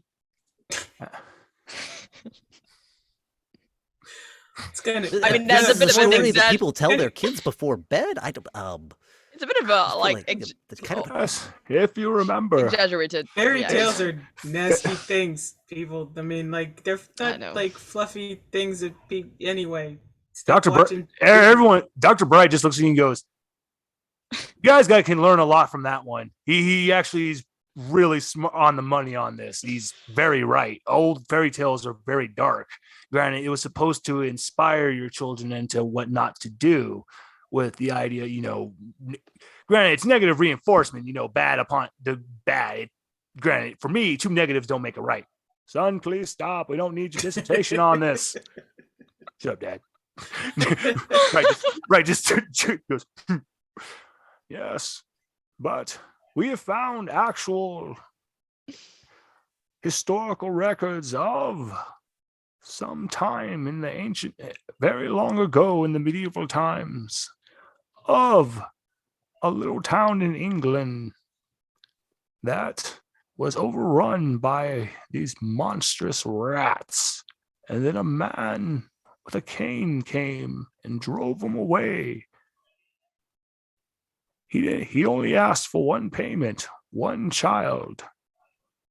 Apparently, when he took his due, the town betrayed him and said that he kidnapped said child, and he was broken upon the wheel. We think you, Nimbus, are maybe the reincarnation of that child. And maybe he's come back to finally get what he's owed. What, you think that Nim is the reincarnation of the kid, and you want us to send him to talk to the guy that wants to kidnap him? Because if he makes himself known in the flesh and blood, we can get him. That's why I said this is a very heavy ask of me. I have no right to even put Nim in this kind of danger. I apologize. That's why I want to put everything on the table. If you will believe in my words, not only will I be able to save Reddington, I can save you as well. I want to be greedy, Nim. I want both. I would rather not trade one for the other. Let this old man be greedy. Please. I don't want to see any more lives be lost. He looks at you with pleading eyes. Well, thankfully, we've already had this conversation. The 1 versus 100. If you'll trust my plan, there will be no need for such a choice. We can have the 101. So, this is the plan. I will have you go to Reddington. I don't know how he'll show himself, but when Nimbus is there, he'll feel their presence and slowly make himself known. And in that moment, when he's become the flesh, we can attack him. We'll work together. We'll provide you all the gear you need, and maybe a little extra firepower if you need. But that's the plan. That's the best we have. But we believe in this. We believe we can do this if we work together.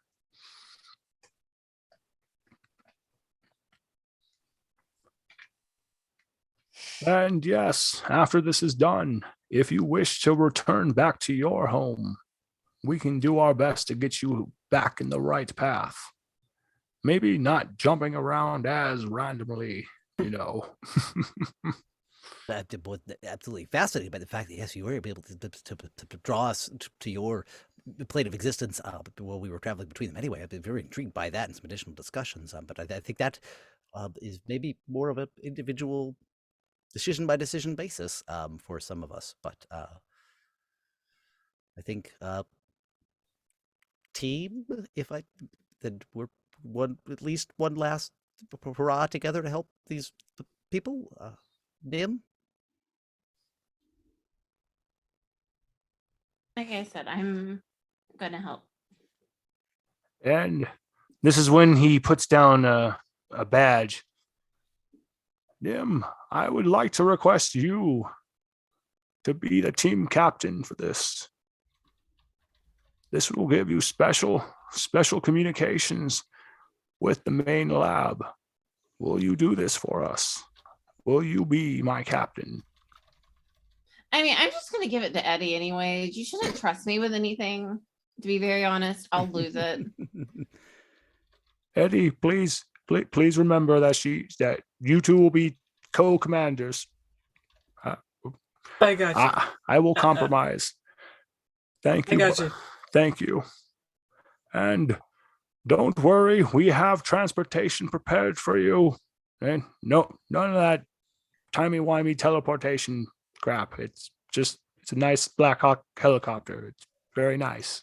Okay, that's very good to hear, because I was going to say, I don't know, you guys have some different advances than we do on our side, but last time we tried teleportation, it did not work out well. Dr. Bright chimes up and goes, yeah, ever since this one saw Star Trek, he's actively believes that teleportation is evil. I'm telling you, those poor people died. Oh, God, here he goes again. Damn you, Roddenberry! He goes, yeah, we don't worry, no teleportation, guys. That's an active rule here, is that he will. Oh, excuse me, but he's actively just against teleportation. So you guys are actually going to have MTF gear prepared for you. You actually get full body armor. You will all get, it actually provides an extra 2 armor for you. If there's a way to mark it on your sheet, please go ahead. And here's the funny thing. Felicien, you probably think they don't have gear for you. Yeah. They do. Cool. Ghost gear. This is the foundation. This is what they specialize in. True. So badass. yes, they have gear for you. You are all provided with full body gear. Now, I'm not going to be a pickety and say you have to wear the helmet or anything. So you guys have the full protection. It gives you an extra 2 armor. Now, for the guns, this is where it gets really fun. They're going to provide you with full automatic. It's loud, but it's going to do 4 harm. I would like to wear the body armor. It a little bit cumbersome. I find it in a way I like a good lab coat personally. But I will say, last time I was issued a firearm, it did not go well, and I would really like to avoid handling one again. The gear, the person who's handling the gear looks at you and goes, wait a minute. Hey, do we want to field test that? He goes, what? The bell. Oh, you don't want to wear body armor and stuff. Yeah. Give him the bell. The body armor would be simple. Really, the firearm, bad things last time. But a bell sounds lovely. He goes, oh, you're gonna love this, dude. He goes, you're gonna love this, little man. He goes, hold on. They come back with a silver bell on a pillow, and he goes, all right, my friend. This is going to be a field test too, because we've never really had a chance to test this out in the field. Ring that bell and a butler will show up and he'll do whatever you ask him. His name's Mr. Deeds. All right. Okay, yeah. but I just have one question, I guess. Hit me with it. Do you require any specific analysis of this? What are the metrics of this field test? I mean, I would like to be able to provide a full and valuable report to make sure that this is worthwhile. I would hate to have a wasted opportunity for this for you. He hands you a little. It looks like a little piece of plastic, and he goes, if you can, slip this on Mr. Deeds, because we really want to find out how in the hell he does what he does, because normally he'll just walk around a corner and then he's back with whatever you need. We have no idea how his anomalous properties work. So if you can slip this little camera on him, and maybe this little tracking device. Teleportation. Yeah, you hear Mr. Bright still in the background. Roddenberry! Go talk to him about teleportation. God damn it, we're gonna hear this for days. But seriously, if there's any way you can get this tracking device or this little camera on him, that's all you got to do. Other than that, go ahead, ask whatever you want, my friend. He really likes to make you happy. If anything, we equate him to Mr. Meeseeks from that cartoon Rick and Morty, but he's just a fun little butler. We call him Mr. Deeds. But here you go. This is awesome, dude. We didn't have to even give him any guns. No paperwork. Woo! This is a field test. I feel there probably should be some paper. Okay, you've moved on. All right. The scientists look at you and they're just, don't you dare ruin this for us. I just want to say, if you're handing out guns and nobody else is going to take one, I will absolutely 100% take a gun. Thank you. They hand you one of the rifles. Question. Anyone else like on top of that, hang on one second. Yeah. Mhm. On top of that, do you have any you have any other kind of recording equipment, like a camera I could mount on my shoulder, or some kind of scanning device that I could carry? You're volunteering for field reconnaissance? Yes, we are more than happy to provide you with that. Hold on. Hey guys, we got a live one here. Oh, this is the best.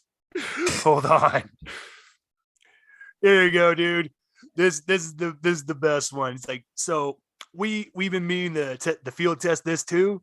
So the idea of putting like head mounted cameras on people has been driving us nuts. So what we're going to give you is the fairy. It looks like a little fly is buzzing around your head, but in actuality, what this is a little metal fairy. Yeah, she'll get all the data for you. If you just hold on to the power pack for us and hold the SD cards, then you're good to go. And there's a little viewing port where you can see what she sees. It's a fair. That's freaking cool. Yeah, no problem, dude. It's like, hey, man, there's an item that literally is a box that spews out living origami dragons that love people. So, of course, we're gonna make a robotic fairy, my friend. Right? Yeah. Okay. Sorry, Felicia, didn't mean to get in your way, but. Oh, no worries. That was okay. Entertaining. He looks at he goes, so what can I do for you, my friendly blinking friend? It's funny, we didn't really think we'd get a friendly version of the old man here. What old man? I don't even want to know. What I was wondering, if like these guns, are they actually effective toward like? There's a guy scanning behind you, Felician. Just scanning you. Can you? Okay. First, please ask before doing that, because Red I is would leaning over trying to like- look at the readout on the scanner. Y'all stop! Oh, damn it. Okay. What I mean is, you can ask. I would have said yes, but like without consent is a bit weird, dude. I'm not gonna lie. Well, Taking data I'm without- sorry, but it's hard to believe that we're looking at an actual living seal of the Scarlet King. Wait, Bam! what? Punches him in the arm and goes, dude, shut the fuck up about that. Shut up about that. No. Scarlet no, King. no. Okay. No. Leave that alone. Leave it alone. I win. But he points at Felicia, but shut up. Leave I it have alone. so many questions right now, but I know we're in a hurry, so I'm not gonna ask them. These bullets and guns, will they do anything? Like, is there a use of them? Because I feel like we're dealing with like. I know weird what you're entities asking. with- You're worried, will they even hurt its body? Oh, yes, those are very special design bullets. So we actually had those blessed by Okay, but what if we want to talk to it? What if we want to talk to it? Oh, like, go right what's ahead. the best way to? Okay, we can just Points at go Nim. ahead. Points at Yeah, just Nim and exactly. goes, Because that's the first let one. them take the lead. If you want to talk to them, go ahead. Yeah. And you really, but you were asking about the bullets. You didn't want to know that they were blessed by God. Scientists once again go, Listen. they ain't got time for that. Okay, no, well, it's also because we just came from a dimension that's just like, oh yeah, souls, like whether they go to do we give them to angel or demons, they all end up as currency in fucking way. So, Anyway, good to know that they're blessed by God and that we can, do something with them. Yeah, that's pretty much all of my questions. Did you get your readings? If you want to scan again, you can scan again. I don't mind. He's just like, now they're just looking at your guitar case and they're just, oh my God. It's amazing. One of them's literally drooling. Oh my God. Oh. It's like, dude, that is so unbecoming of you, man. That's a little inappropriate, but But go ahead. it's go ahead. made it's bone. We bone. Wham! Shut up about that, dude. He doesn't know. Yeah, but like more. Okay, what? Why would you even say that in front of fucking me and not expect me? We're in a hurry. I just bone. Yeah, they're literally pulling the one that's running his mouth. Goes, your guitar's made of his bones. Shut up, dude.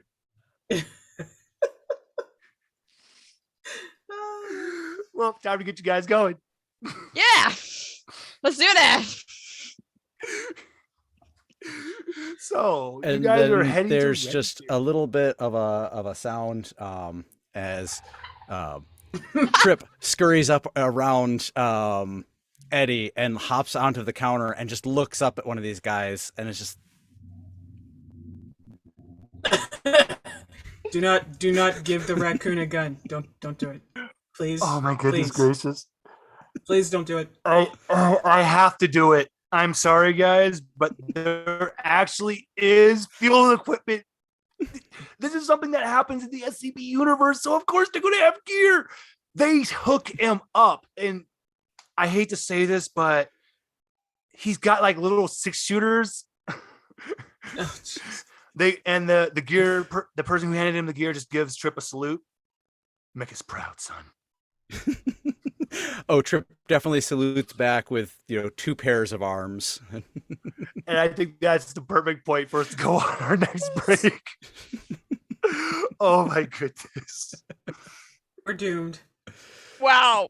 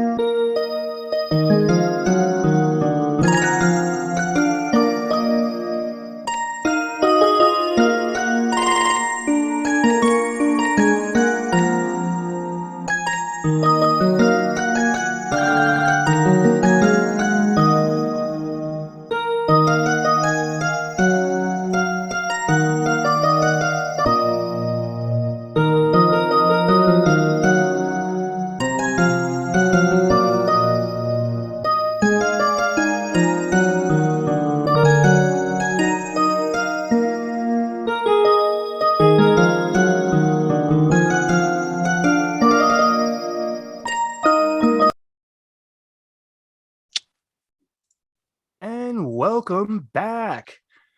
To recap what had last happened, we had a very spirited debate. I mean, really spirited debate between everyone. In all honesty, you guys everyone was just hitting with some really big, just hard issues about how to progress. Trip tried to offer some condolences as he stole fried chicken that sadly Felician couldn't get a hold of. And then they met Mr. Bright, and he laid it all out on the table about what's going on and how they believe that they'll be able to help. And the team went for it. They've been given full gear, and they're headed to Reddington now. And that's actually where we'll pick up, is inside the transport vehicle.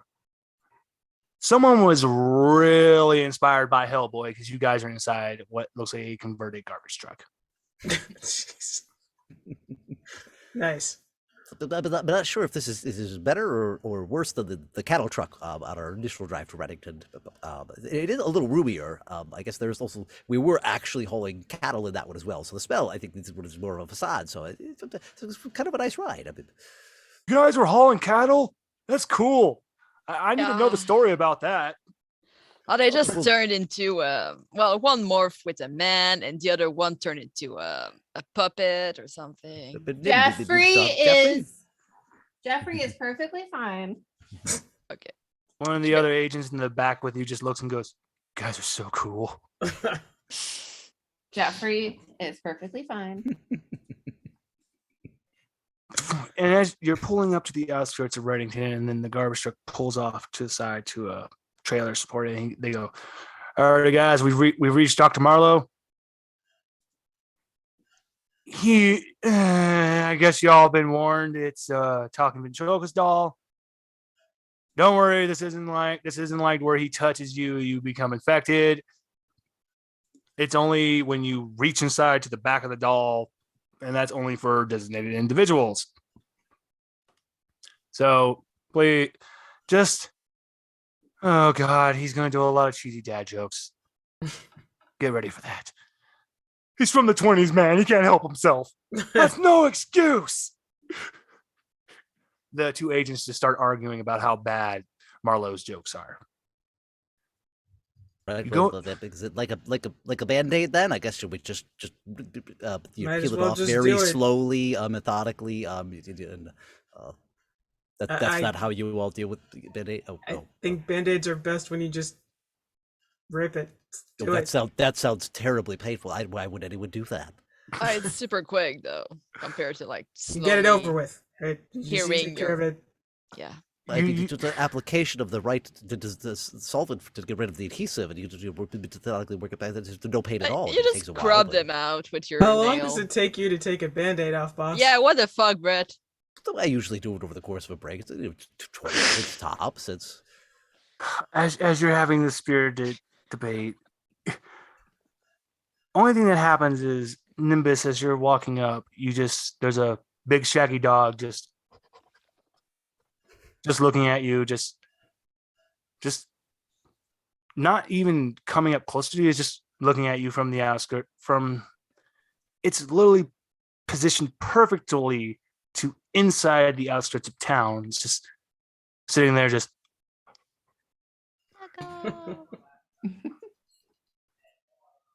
agents look. "Oh, look at the big shaggy dog. Leave it alone, dude. So you know what'll happen if we step foot in there without a plan." "Oh yeah. Why isn't that all stretchy? Who knows? Leave it alone." with all stretchy. What? Everything's gonna be stretchy. Well, Or hi like there. just- Howdy there, everyone. Yeah, with the top. Oh, you're talking about how everyone's all stretchy wetchy, and that's when you notice a little ventriloquist doll. It doesn't have the lower half, Oh no! but it's just the top half, so it kind of reminds you of like a big giant sock puppet. Oh, But he's God. wearing like a little vaudeville business suit. He has big rosy cheeks on the side of his face. His little adorable bowl cut. Adorable. I know we were warned, but Adorable. that's still very disconcerting. And there's a I- person. that You just notice a guy whose face is just like this, and the arms just moving like this, and Oh everything my up. god. And I hate to do this, but he's not just standing with his eyes wide, like his mouth's just. Oh Jesus. no! Oh, now please, don't know. Please ignore the gentleman with his mouth wide open over there, everyone. I'm Dr. Marlowe. The little puppet raises his hand and waves over at y'all. That is so disturbing.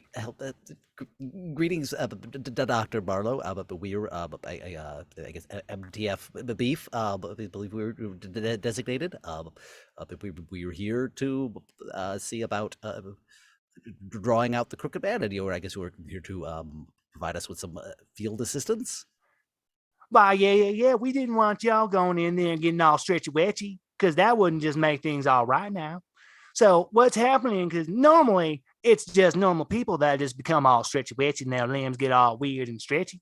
But you see, everything is getting all kind of weird and getting all crooked like. Like even the lights are getting all, well, let me put it on the cameras for you. The feed, there's 4 monitors that crack on, and you see it's Reddington. It looks like something out of Beetlejuice right now. Street lights are curling. There's a building that comes up. Kitty corners go up again. Like a reverse ladder like that. It's just everything is crooked and bizarre. The roads, nothing makes sense in the dimensions, the way that they're bending.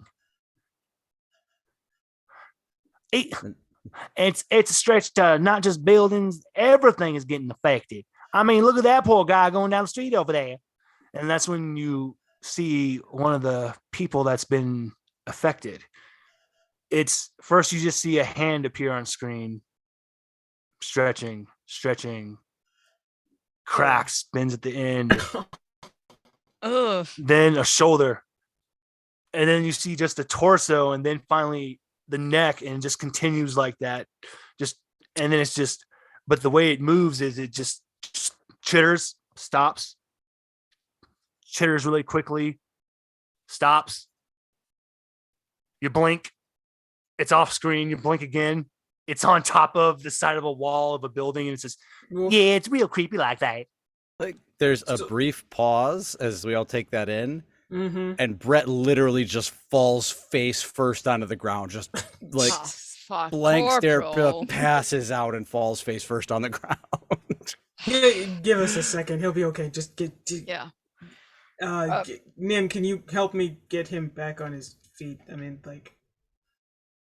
I would, but hey. Yes, you can. I figured you'd just go through him, so. But yeah, we call those 783-1 occurrence kids. You just really want to avoid those. And unfortunately, when a person becomes like that, it is unreversible, and you will have to put them down if they come anywhere near you. Because if they touch you, you're going to start to get all longy wongy and stretchy wetchy. Okay. So Buzz, this is one of our rules now. Eddie, Nim, Breath. I know you can answer right now. Trip is like slapping him a little bit, holding him by the Trip, collar. Yeah. Are we okay with putting those down or not? My preference would be to stay away from them, not have to make that decision. Like, I would rather just, if we see him coming, get out of the way. Let's not go into the whole murder hobo kind of thing. Okay, yeah, we try to avoid them at all costs. I really like the way you think there, Mr. Eddie. Yeah, perfect. Okay, getting them. Okay, but then will we? Well, we're going by the hypothesis that the minute y'all bring the crooked man down, everything go back to normal. Oh, so these people go back to normal if we bring him down. Oh, so we don't kill them. Perfect. Or we avoid them at all costs, like even more. Okay, perfect. Because they can go back to normal. That's good. Good to know. So I have a question too. When we cross over this boundary into Reddington, are we gonna? I mean, like, is there like a time limit? If we stay in there too long, we're gonna start doing this too, or is it a matter of we have to be touched by one of the already affected? The puppet leans towards your suit, and just taps the belt buckle. You feel a little Now you don't gotta worry about being touched there, son. You just gotta be worried about getting ripped apart there. Huh. Yeah, What? You see, what Eddie what just I does just like a full body shudder. He's just like, okay, great, thanks. yes, what we've designed is these suits are special because they cancel out anomalous properties and just makes it where you can go toe to toe against certain monstrous creatures.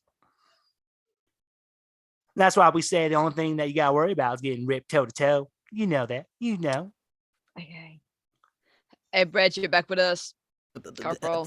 Yes, I'm here just in time to hear the delightful bit about being ripped apart potentially. Yeah, so we avoid the like long stretched people and we don't kill them. Not that I would be worried about you, but I mean, I wouldn't be worried about you trying to kill one of those. I feel like your reaction would not be to kill one of those, but we avoid killing them because it can probably go back to normal when we get the crooked men. Good. If they're going to go back to normal, then absolutely, I'm inclined to say yes. We Perfect. no killing. No killing. That's it. Nimbus, as everyone's talking, I've probably been paying attention to this dog more than anything. you feel as if the dog's calling you. You feel as if something is just beckoning you, telling you to come. Oh, jeez. Please, everything will be Oh, all no. right. Come home. Oh, no. I've missed you so very long. Nimbus, roll me your spirit, please. Oh no. Go ahead.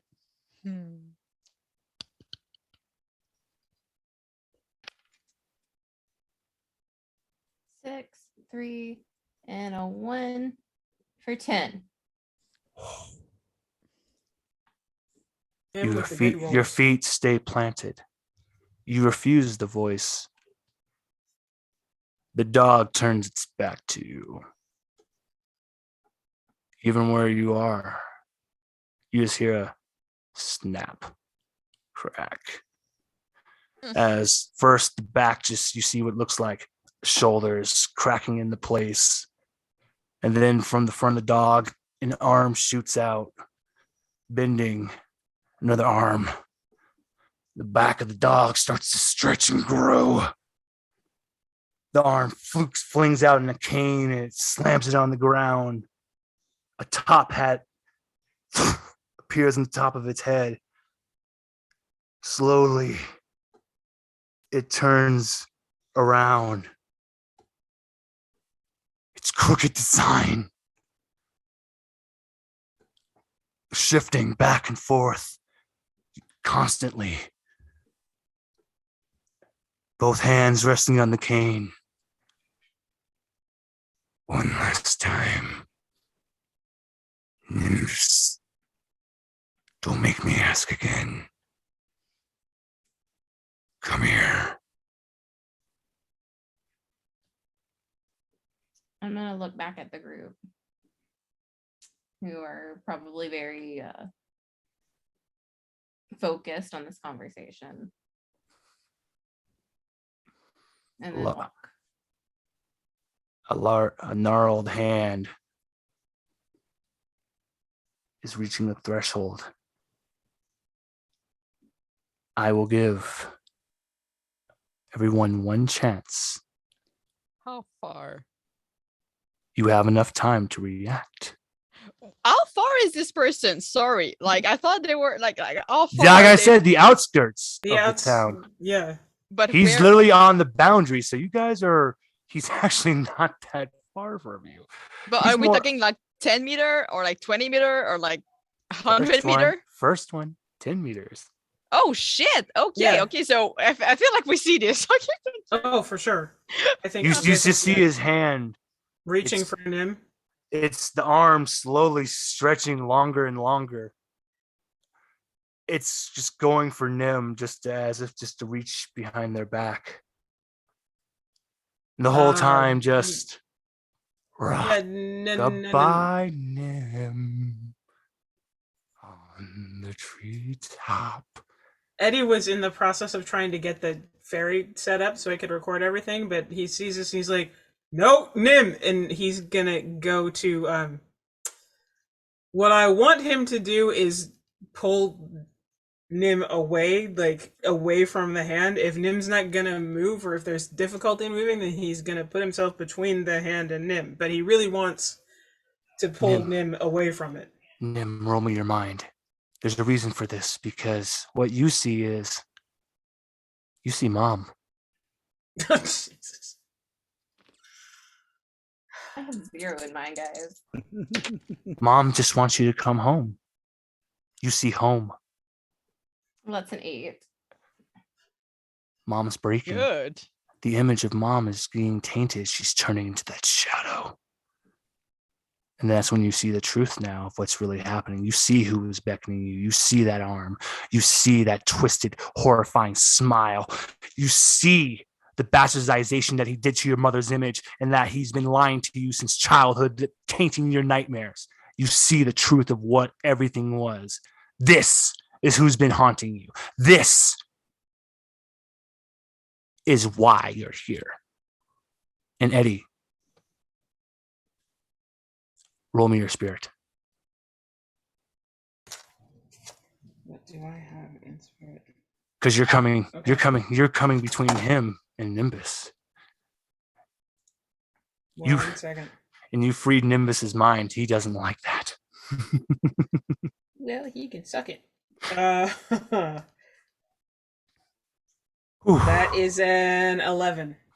Nice. You guys are killing it, man. Yeah.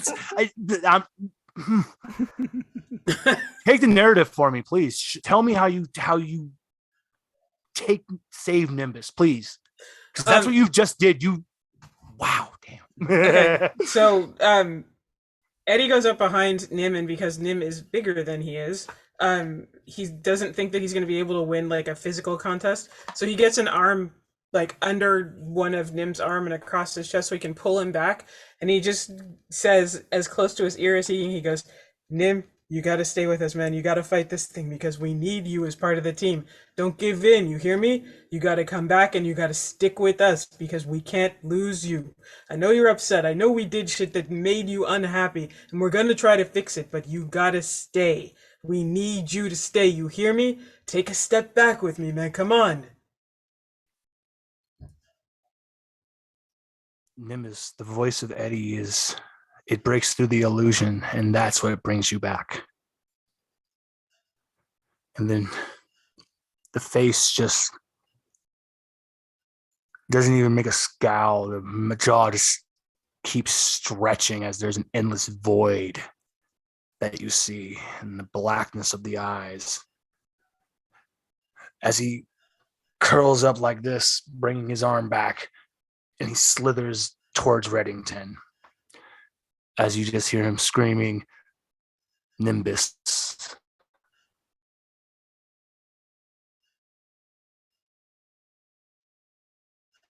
Eddie, there's an easy way to end this. And I'm not entirely sure I shouldn't take it. What are you talking about? You don't want to do anything stupid. Come on. Eddie gives him like a little like affectionate, like, wrestling kind of thing. Like, he's not gonna noogie him or anything, but it's that kind of idea. And he's like, "Come on, man, you don't want to do anything stupid. I know we've made some bad decisions and we're gonna, like I said, we're gonna fix it, but don't do this. Don't just give up. Yeah?" I don't think it's giving up. We don't know how bad he is. And You saw the guy on the camera though, right? You saw the guy that he touched, the guy that's all broken and crooked and glitching around like a video game. And if the thing wasn't that bad, did we all actually see the? Yeah, no, 'cause what it was did we just see? Nim saw as the mother. So you clearly saw that man in the top hat. The description I gave with the cane, that's what you all saw as his arm was stretching towards Nimbus.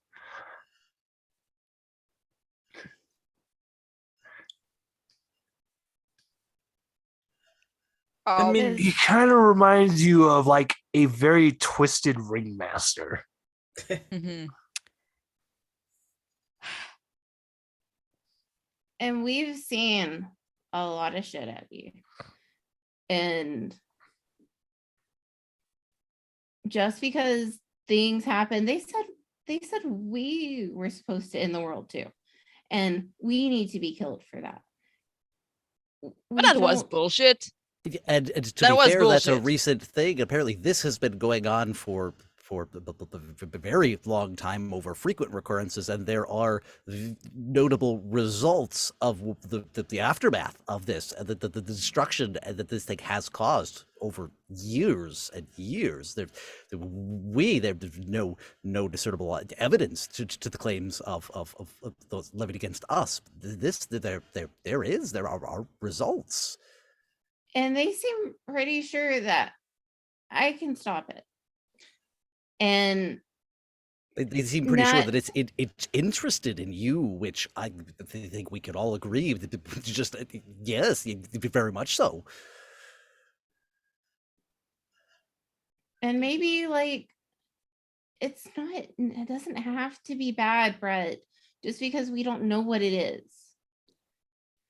Well, it's not that we're saying it's bad. It's just that we're saying that objectively it's twisting a whole town and turning people into monsters that don't seem really like they have a mind of their own right now. And so I would say that it's not exactly a sign of a good person or a good thing. Hey, guys, there's been a recent development on the monitors. I think y'all want to come see this. Ugh. Eddie is not letting go of Nim, so he's gonna stay where he is, and he says, "Nim, can you want to come look? Come on, come and take a look, just one look." They seem to believe we can beat it and stop it forever too. I mean, and they're expert, right? Like Brett, Eddie, those guys seems like expert to you.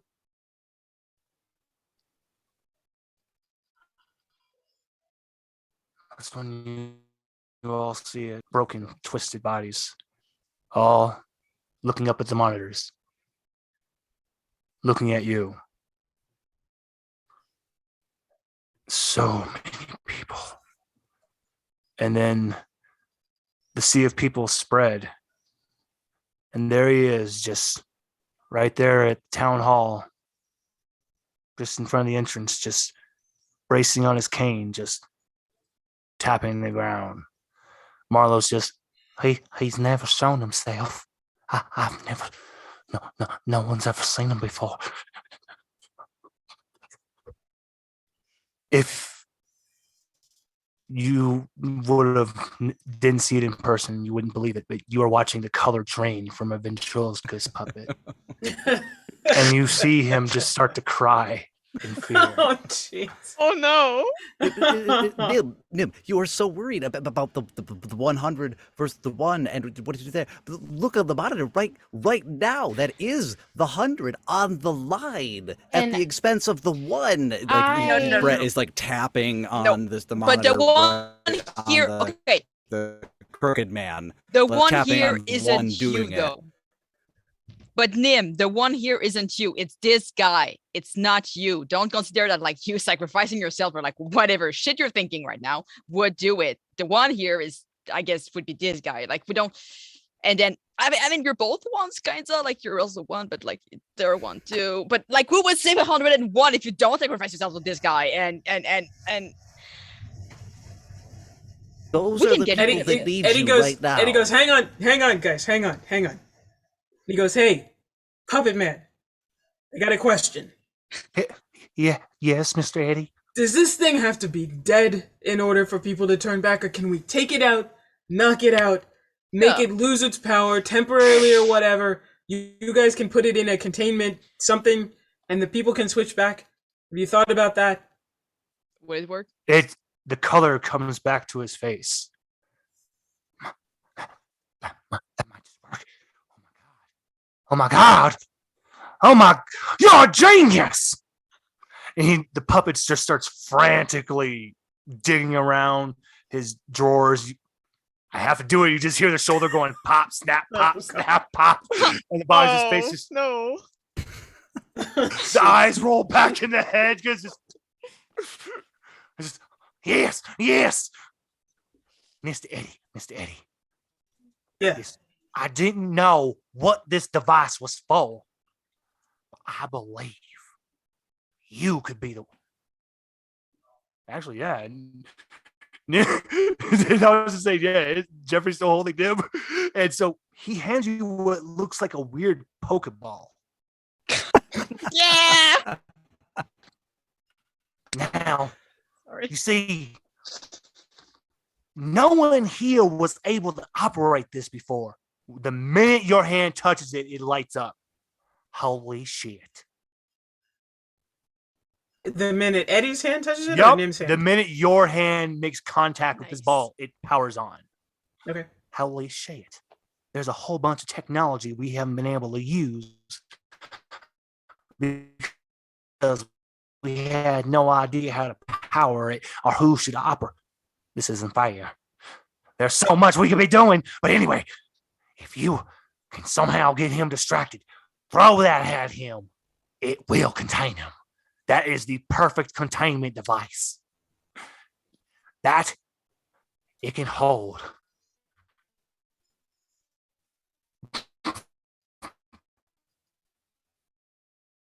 God, All right. Can't do the distraction. It wants me. Yeah, you can come with me if you And want, but I think it might be better if I can at least talk to him. Eddie lets go Okay, of Nim fair enough. finally. Mhm. And he steps around in front of him with the ball in his hand. He goes, Nim, we're gonna go do this. You want to talk to him? You're gonna get your chance to talk to him. But if he doesn't back down, we're gonna throw this ball and we're gonna catch him. Yeah? It's not killing him. It's putting him in a containment unit. We can do our best to save all these people. We don't kill that guy either. You want to go with me? I mean, I'm going one way or another. Then I'll go with you. don't think you can just like throw us aside. We're obviously coming to, and making sure that Nim in. And is that the requirement? to talk. We have to.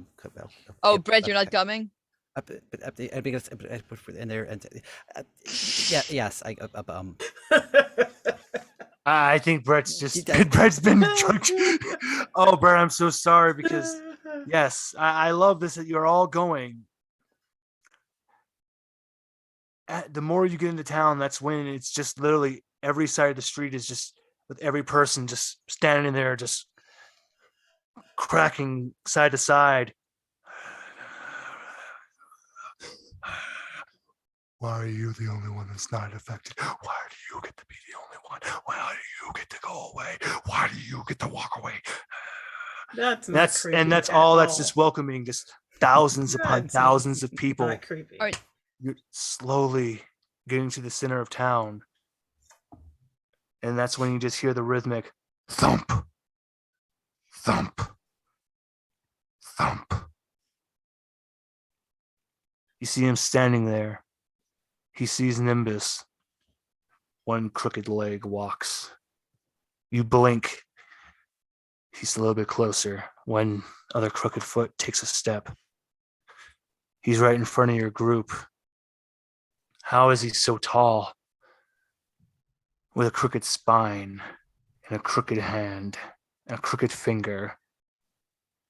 He touches your forehead, Nimbus. Oh, shit. Yeah. I just want Nimbus to give me a spirit roll. Do we let it touch Nimbus? Actually, well, I'll ask you, will you guys allow him just to touch Nimbus? No. Hell Yeah, no. that's what I'm saying too. No. Okay. Sorry. Is this what you want? It's Good question. not you. You three are here. Like, it's not gonna hurt to talk to him. Brett is standing mostly behind them,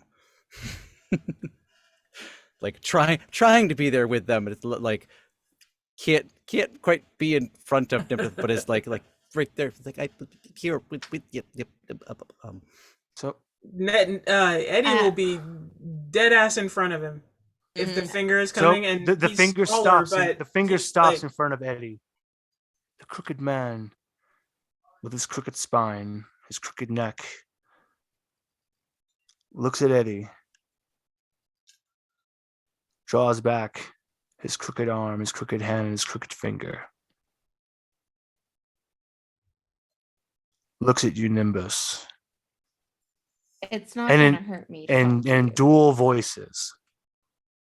You hear that monstrous voice again, but then you hear another voice. You hear your mom's voice.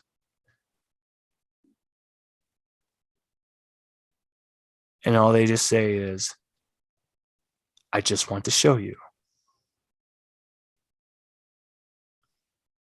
Will you let me show you? You're not gonna hurt me, right? No. No more hurting. No more pain. Just let me show you.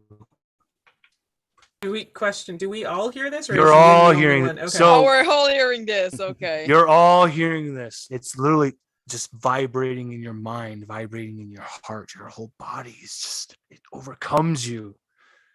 I wish I could And have here's the inside thing check. that you're not feeling malevolence. You're not feeling hatred. You're feeling bottomless loneliness. Oh. Okay. Eddie, everyone has got to make deals for me, and regardless of my thoughts in this.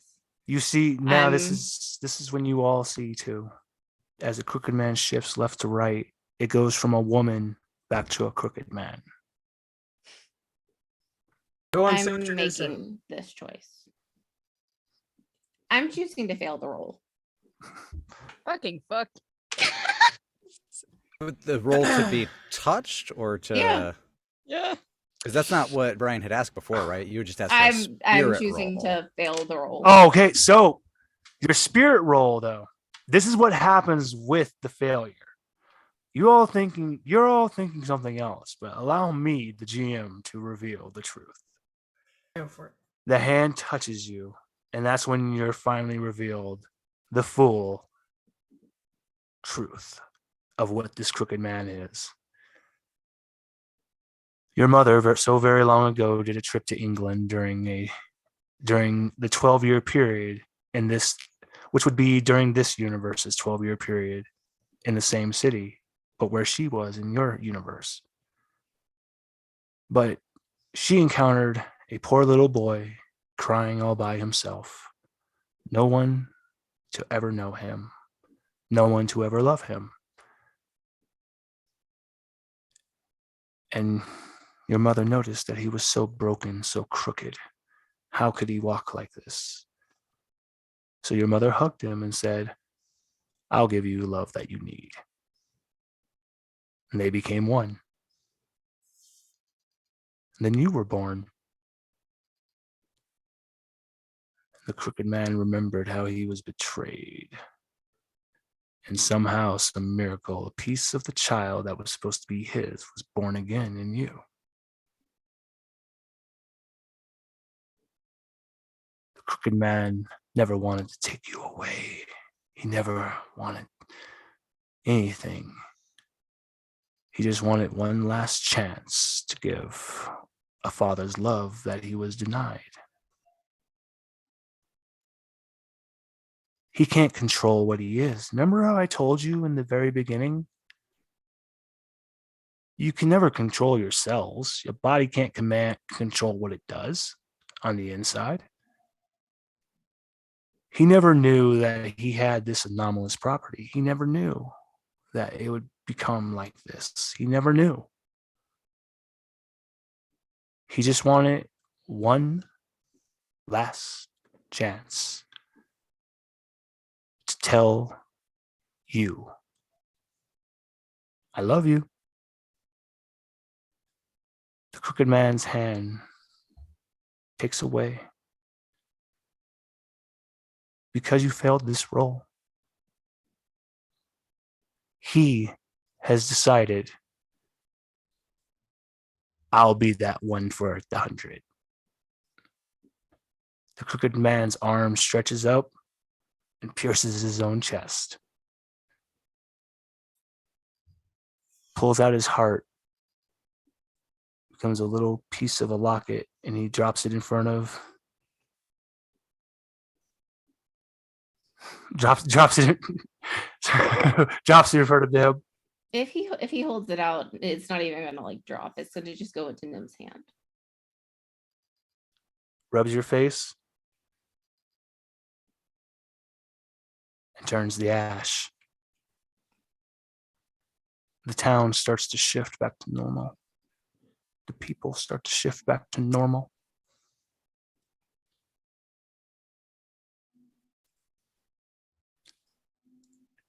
Brett, you're very lucky. There's a little bit of blood still on the ground from the crooked man. Would you like to collect a sample? Asking the scientist the right question in this very emotional moment. I'm sorry, I have to do it though. It's No so. scientists want to take a sample. Yeah, you know I'm what? sorry. Valid. God damn it. Sorry, guys. That was. I know beautiful. you were expecting this big. I apologize if you were expecting this big boss fight, but this is what I had planned. No, I'm gonna Oh, cry. I no. want to cry Oh, right yeah. now. Okay. From behind, mostly behind Nim, Brett is looking back and forth. He looks at Nim. He looks at this locket. He looks at the ground. Nim, locket, ground. And just kind of like reaches out with his foot and kind of scuffs that sample away into the dirt. Aw. I got a reward for you coming, Brett. That was the right choice. Nim, how are you? Nim, you feel a warm, calming effect coming from this. I'm sorry if what the truth was, if you would have passed the roll, he would have allowed himself to be captured because Aw. he realized, like I said, all he wanted to do was one chance to say, I love you. And you gave him what he wanted. You have successfully neutralized 783. But I'll let you guys take it for as the city is shifting back to normal. The townspeople are all, it's literally that moment as their minds are coming back to themselves, they're collapsing. They're just, what the hell is going on? And we'll come to Nimbus.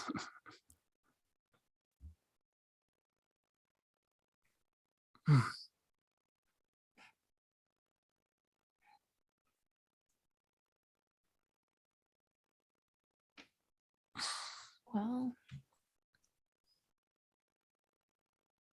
maybe I do have some decent decisions after all. And destruction isn't always the answer. And sometimes you can save people.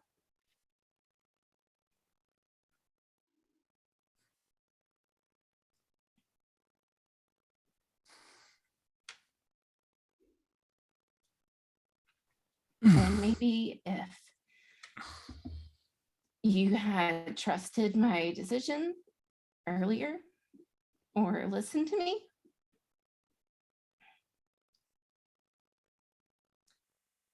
it might not have ended this way.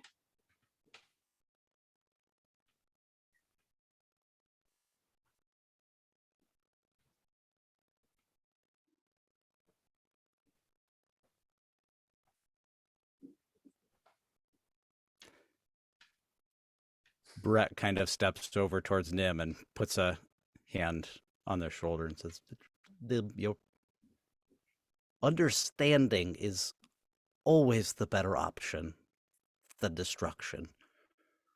And you have a profound ability to understand things that I don't think some of us, especially myself, will ever be able to grasp. But I do trust your judgment because I know in many ways it's far better than probably any of our other judgments.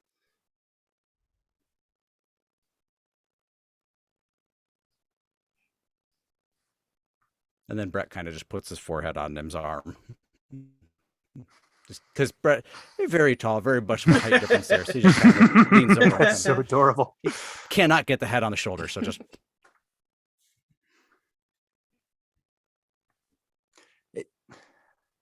I'll get. Well, I'll give this one to you. Definitely.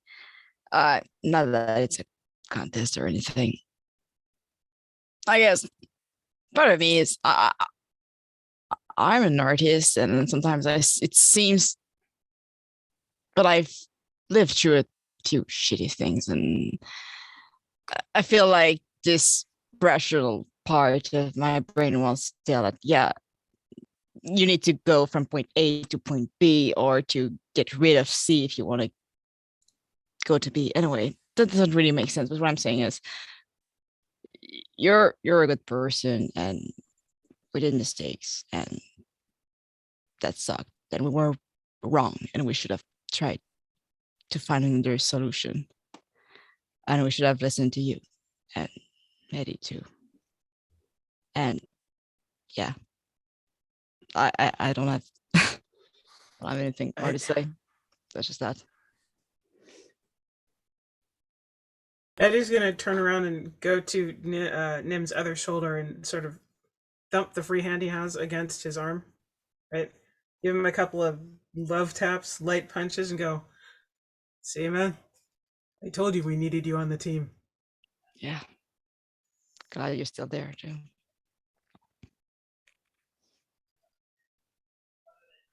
Nim, remember I told you the badge had a main connection to the lab? Yeah. Eddie, Eddie has it. And this is when you're finally going to hear, Nim, this is Dr. Bright. We saw everything, and I would like to tell you that you really are the embodiment of protect. We lose ourselves, and we get lost in the idea of securing and containing, and we forget the idea of protecting everyone. And that applies to everyone, and you truly are that perfect embodiment. Sometimes it's as a famous philosopher said, sometimes when you hunt monsters, you got to remember to be careful or you'll become a monster yourself. And you've shown us today, once again, that just because someone's doing, there's a reason for everything. And sometimes it's just outside of your control. Thank you, Nim. This was a hard lesson for us as well, that we really needed to have reinforced to us again. We will never allow another life, human or anomalous, to be lost in vain again. We're sorry, Nim. And Dr. Bright signs off.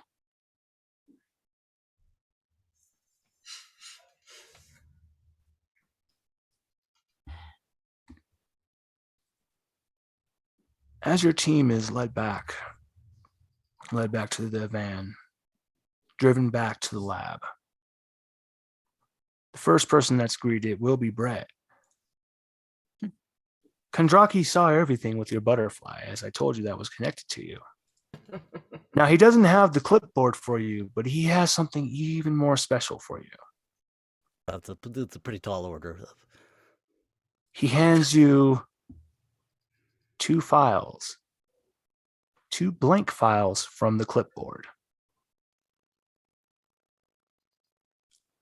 He goes, store those away. I have a feeling that those might provide some information for you, valuable information about anything. And we have officially decided to fully redact this entire file. Nothing shall be disclosed. Nim shall have their privacy. No one shall know of this horrible tragedy that befell today. And granted, I know I can't show you the clipboard and let you have your time with it, but maybe having a little control over the destination controls with 079, maybe that will be another fun reward for you, Brett.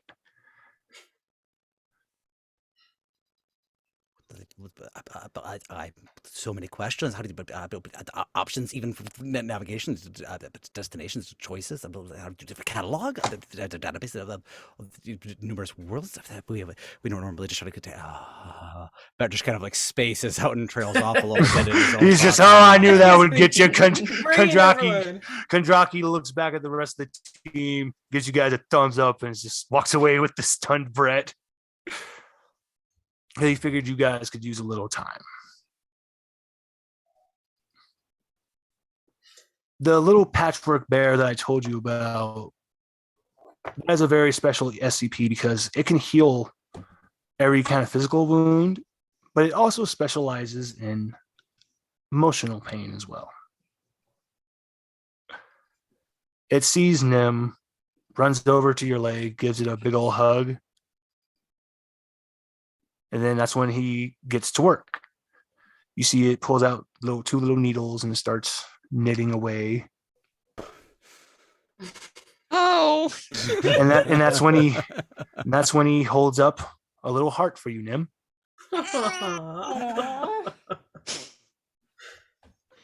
And it's with that little heart. It's actually you get to feel an untainted, unadulterated feeling to where, as I said, that reincarnation of that child, it literally is, he gets to have that feeling of him being held by his new foster father, and as you're embraced by your mother. That's the feeling that this little heart gives as it just becomes energy and goes into your body. That's the little bear's version of trying to give you a little healing, as it gives you a hug, a little hug again, and then it just starts to little taunter off. Yeah, I just pat it on the head. It looks happily at you. Thank you.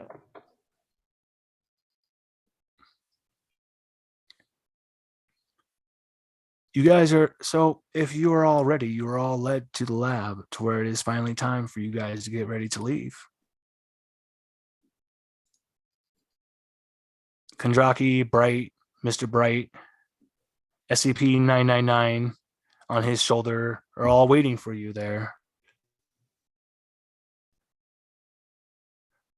And there's actually not controls. And that's when Kondraki goes, yeah, Bright, I'm sorry I fibbed about that. It's actually this gentleman that all you got to do is you're just going to hold his hand and you guys are going to poof away. Before. I would like to clarify, not teleportation. No, not teleportation. Not that. You see Mr. Bright. Mr. Bright just has like a vein on his forehead. Oh, and that's when Mr. Bright goes, oh, yes, I do believe I promised one of you one other thing. Young man, make sure no harm comes to that guitar because you were created as the perfect sealant for the Scarlet King. I was created. Oh, you mean at the like? It was kill at the cost of one life. Yeah. Of one life. At the cost of one life was sacrificed to become the perfect key to keep he who would destroy everything hidden away. Your guitar is very special, for we never found another one of his species, enough to make more chains, but enough for a guitar. Okay. Goodbye, heroes. Thank you. You've taught us a lot. And he goes, just one thing. Can I keep this? The containment thing. Can I have this? Of course you may. It becomes a little cow. Okay, a little cow doll. What? No, not a cow. It becomes a little cow doll. Look at it. Oh my You see the Oh my butt God. in the middle of it on its little puffy tummy. You will see that's where it'll open up to contain. Nice. So yes, of course, but please, thank you. You really are truly deserving of being our most decorated MTF agents, and you'll always have a place here with us.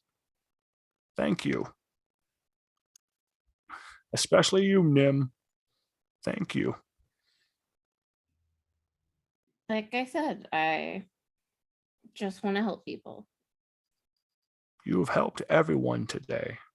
I really hope you'll remember this.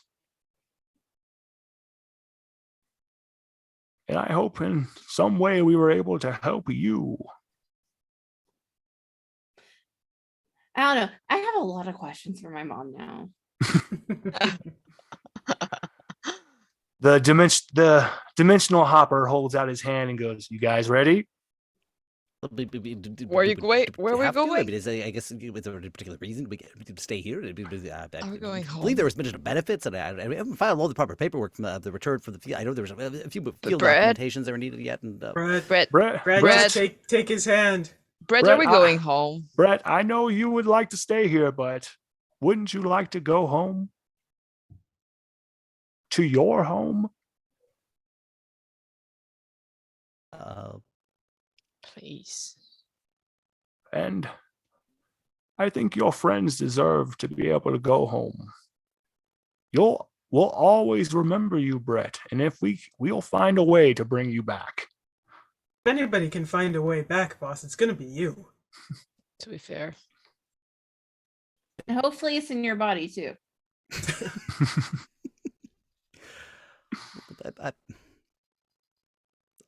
I suppose. Assuming we make it back, and depending on what the beef has to say, but I guess. Oh, But I don't think we actually, were- that's when Dr. Bright's eyes light up and he runs over to you and he reaches into his lab coat and holds out a letter. Give this to the boss in command. Oh wow. Okay. This is a personal letter from one of the O5 members, the founding members of the SCP Foundation. I think our words should hold a little merit because let's just say that this is our declaration of war, that if they harm you, we're coming for them. He hands you the letter. Yeah. But hopefully all the multiverses aren't destroyed like they are prophesizing us to. There's an ample opportunity to make a miscalculation before. I'm certain this is part of a bigger misunderstanding, and perhaps getting this Thanks letter for back the to the letter. agency Thanks is for our the letter. opportunity to resolve some Thanks, things. Dr. Bright. Yeah. Well, Thanks a thank lot guys. for everything. Thank Oh no, you. thank you guys. The dimensional hopper finally is going to, he's not going to take your hand, just puts one hand on Brett's shoulder, and the energy leaps from him to Felician, to Eddie, and then finally Nim. Everyone just waves you guys goodbye, and that's just Bright. Mr. Bright just has to say, "Bye, heroes. Thank you again for reminding us that even if you are a monster, you can still have some humanity. Thank you." And you guys land in a Burger King.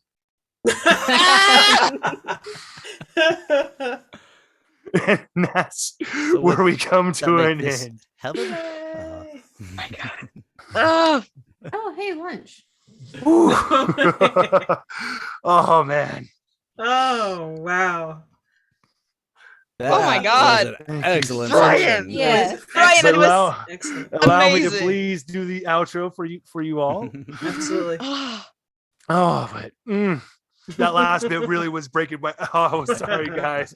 So, thank you for joining us for this episode of Continuity Errors. Join us next week at 5 p.m. Eastern, where Theo oh my goodness, I'm going to Wampuzik. thank you. We'll be running a game of his own creation, Theo's egregious arena of riddles and solvums. I got riddles. I do Oh, apologize to you guys already. Fuck. No. I have no control over my boyfriend. Oh, but thank you all so much for having me.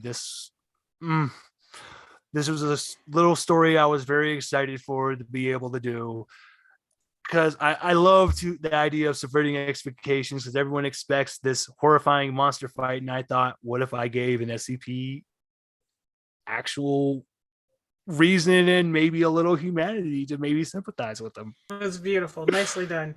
It was, Right. yeah, it Here, was here. And wonderful. it definitely plays into our larger story. Yes. Yes. Oh my God.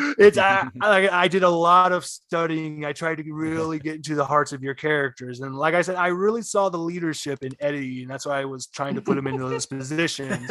Brett is my tech. It was just my techie, and Oh my God. Elysian and Nim just had so much deep potential for their lore that I had to dive into your guys' lore. I had to. It worked out well. Yeah. And, We're um, doing Felt it. amazing. Yeah, it was so fun. Oh wow. We Thank wanna you so do our- much. Oh Yes. no, thank you Self guys. promote. So Brian, Self-promo. where can we Our find wrap-ups. you Yes. on the internet? Okay, so you can actually find me in multiple places. You can find me a lot of the times doing Dungeons and Pop, where Alice is actually playing my game. We're not in Kansas anymore, where we're using the Absurdia system, and it's the back room, and it's the Backrooms analog horror. And you can always find me on Twitter at Mr. Nerdy Brian. Yeah. Mm. The name order is in. So, Alice. Right. And I'm Alice Hart. You can find me pretty much anywhere online at Hellion Hart, HELLION HART. I am playing Delilah Fleece on our podcast, Once Upon a Monster of the Week. I am also playing Haven over at Dungeons and Pop for We're Not in Kansas Anymore. And any other projects, make sure to look out for me on Twitter. My episode for IPM is dropping at the end of September with Quinn from Monster Hour and Sarah from Blackgate and Wolf. I'm Mick Wheaton. I'm found around various places, usually under the handle MC Wheaty, doing generally nerdy things with very fun people like all of these. I'm going to gesture around because I don't know who's where on what thing. And actually, I don't even think you get to see that at this point, but that's me. That's where I am. And I particularly play Nihilus Wheeler on Once Upon a Monster of the Week, up to baking tasty things and trying to keep magic in line. Doing amazing at that. Yeah. Well, let's see, I guess. I'm Cam. You can find me on Twitter and other platform at Pocketto. It's POCCETO. And I also play in Once Upon a Monster of the Week as Morgan Evan Lapointe or Lapointe Evans. I never remember how the heck Anyway, I do a nerd. Yeah. Thank you. Lapointe Evans. I remember my character's name, obviously. Obviously. So yeah, this is I don't do as much as the others in terms of TTRPG. You're but I also get a paid voice lot. actor, though. So, What yeah. shows are you on? Sometimes I thought you had an Reading amazing Space, Reading voice. Frontier, season 1 and 2, and thank you, and Starfall podcast too. Thank you. And sometimes I write music and I do music, but that's it. Bye. and sometimes. And I'm Sarah Palmero. You can find me all over the internet on all of the platforms, basically, at Palmero's Voice, PALM as in Mary, EROS Voice. I'm also on Once Upon a Monster of the Week. I played Jesse Jean Greeley, the town werewolf, so come check that out.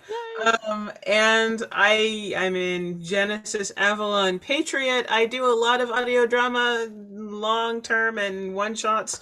So come and check it out. Come check all of us out and have a good rest of your weekend. Yep, everyone. Thank you once again, Brian, for DMing for us. Oh no, thank you all so much. You guys are amazing. Just amazing players in general. and hopefully we'll see you again. Oh, if there's any time I can ever come back, if you guys would like me to, I would always be more than happy to GM for you guys. Oh, anytime. definitely. But otherwise, join us next week at 5 p.m. Eastern Standard Time Thereabouts. for Theo. Oh, yes. Thereabouts. We try, but as the name suggests, there are plenty of continuity errors, including what time we appear. But join us next week. One of these with days, Theo. one of these days, we'll get it at 5.